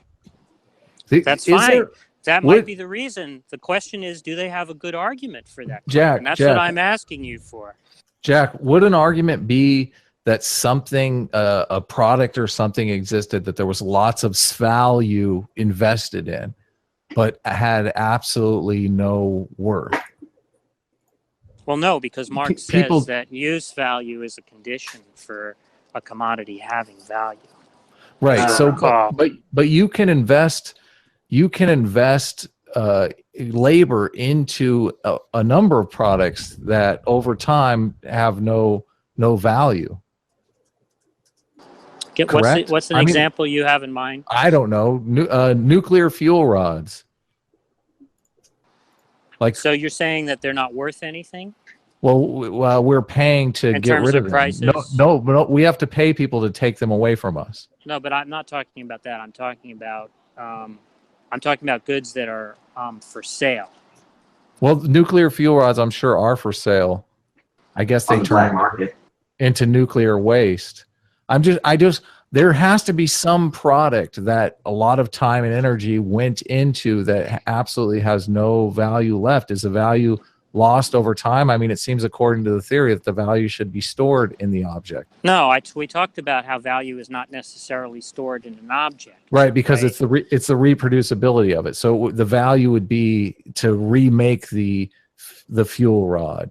That would be the value. Well, that's one of it way at the value time. can change, right? Obviously, if there was an object that was bought and sold, right, and was and had a value, right, but let's say 100 years later, nobody wanted to buy it.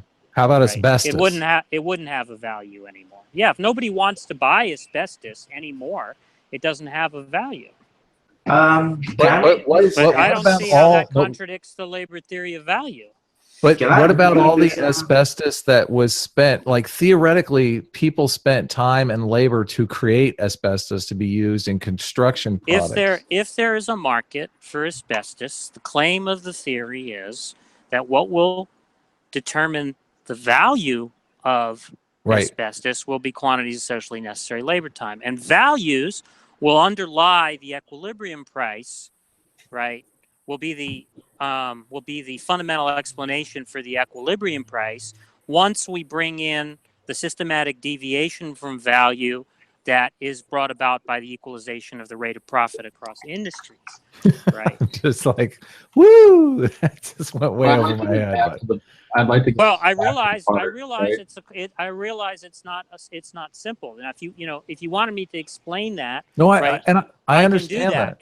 But I'm just saying that the point is that we're trying to get an argument, right? We keep getting this claim repeated over and over again, right? Labor theory of value. Sorry, I wasn't finished talking. The labor theory of value is false, right? It's false, right? Now, Academic Agent just asked a few minutes ago. He said, "Do you think that the reason why the majority of modern economists reject the labor theory of value, reject it because they don't think there is such a thing as value in the sense that Marx means it, right? Now, that may well be the reason, right? But it's not of any interest unless there's a good argument, right? Yeah. And so there's no reason to think that the labor theory of value is false without a justification. I completely agree. And I just don't have a clue what academic agent's justification is, right? He's been asked about 20,000 times now, what's your argument that the labor theory of value is false? Now, he proposed something that vaguely resembled an argument.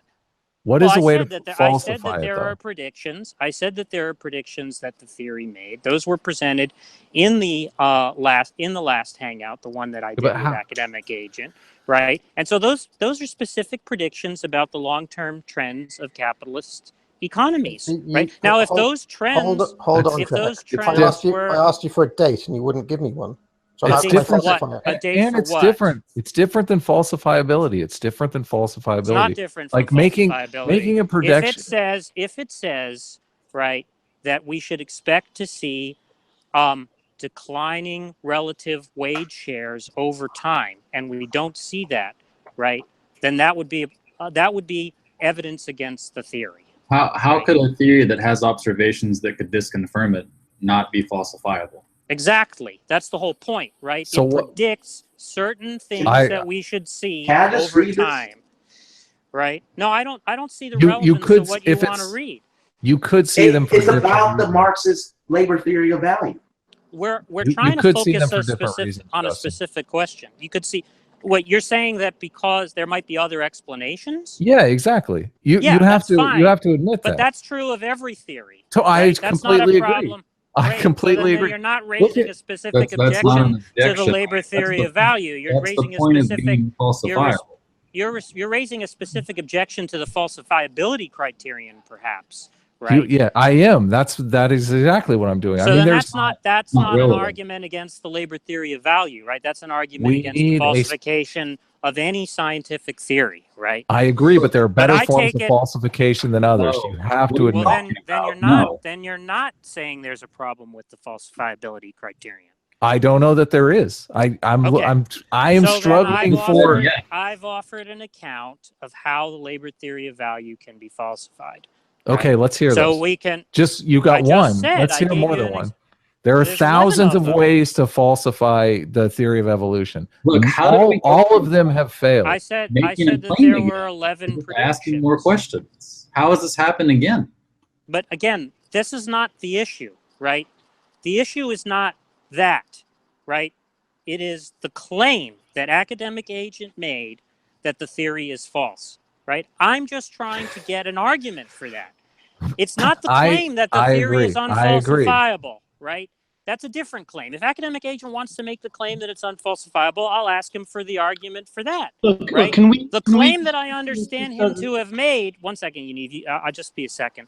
Well, the claim that I understand him to have made is that it's false. Presumably he has an argument for that. What is the argument? Go ahead, Yaniv.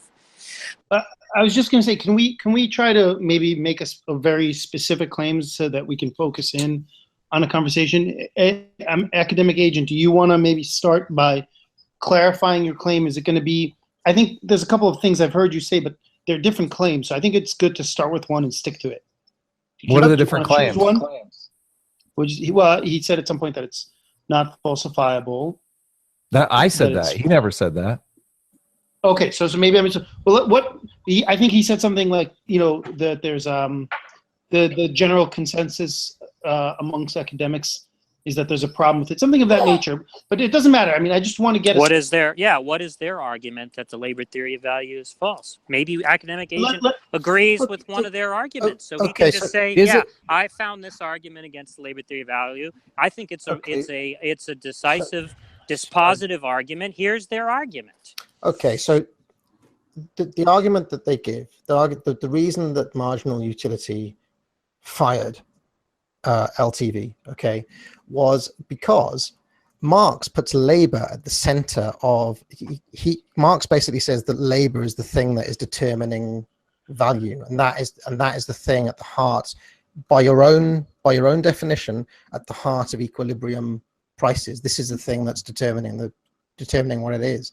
And the reason why in the video I made, I talked about the heliocentric model of the universe versus the Copernicus, where the sun is at the middle of the solar system as opposed to the Earth, is because people who believe in marginal utility think that Marx put the cart before the horse. They think that that labor is not the source of value at all. That right, labor, but that's the claim. That's the claim that I'm asking them to give an argument for. Right. Okay. So that's just repeating the claim. What I want is, what is their argument that the labor theory of value is false? Because that's the claim. That's the claim you're trying to support. Am I right? The argument is that it describes the way that things work wrongly. It's like describing. That's a claim. What's like the argument? It's like describing. I'm not asking you to repeat the claim. I'm asking you for the argument for the claim. What's the argument? That is the argument. I mean, you just saying that the labor theory of value is wrong is an argument that the labor theory of value is wrong.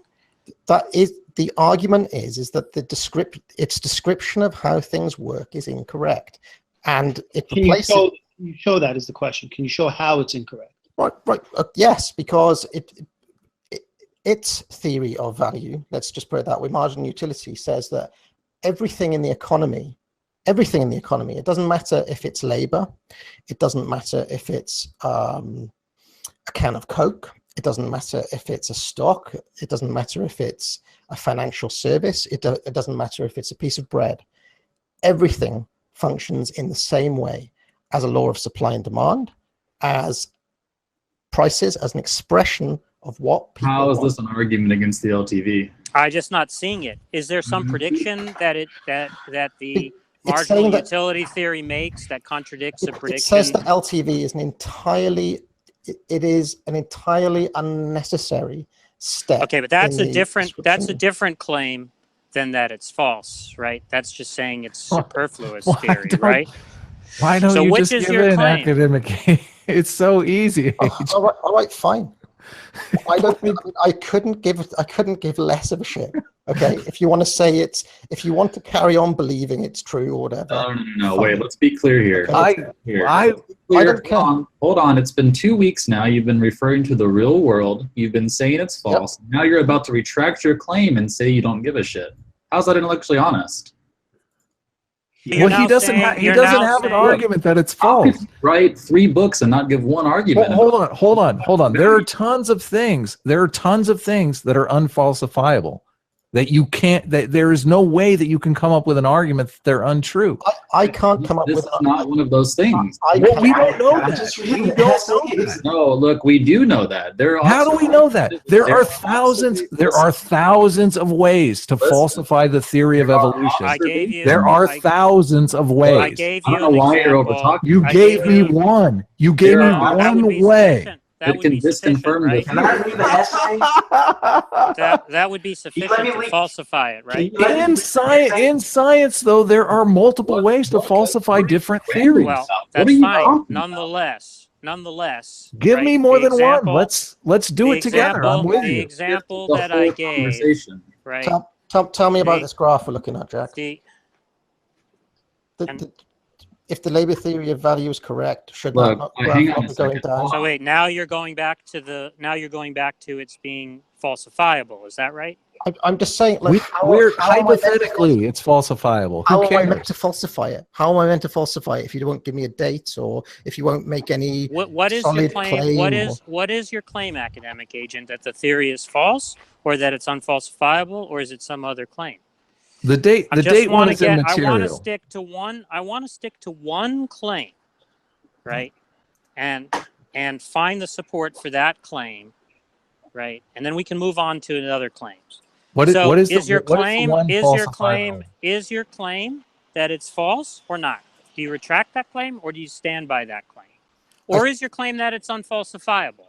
Are you saying now, I don't think the theory is false, I think it's unfalsifiable and therefore not scientific? Right, that would be a different claim. So which is it? I think, okay. Right, let's go through these one at a time. I stand by the claim that value, that labor is not stored in objects as some kind of magical aspect of their being.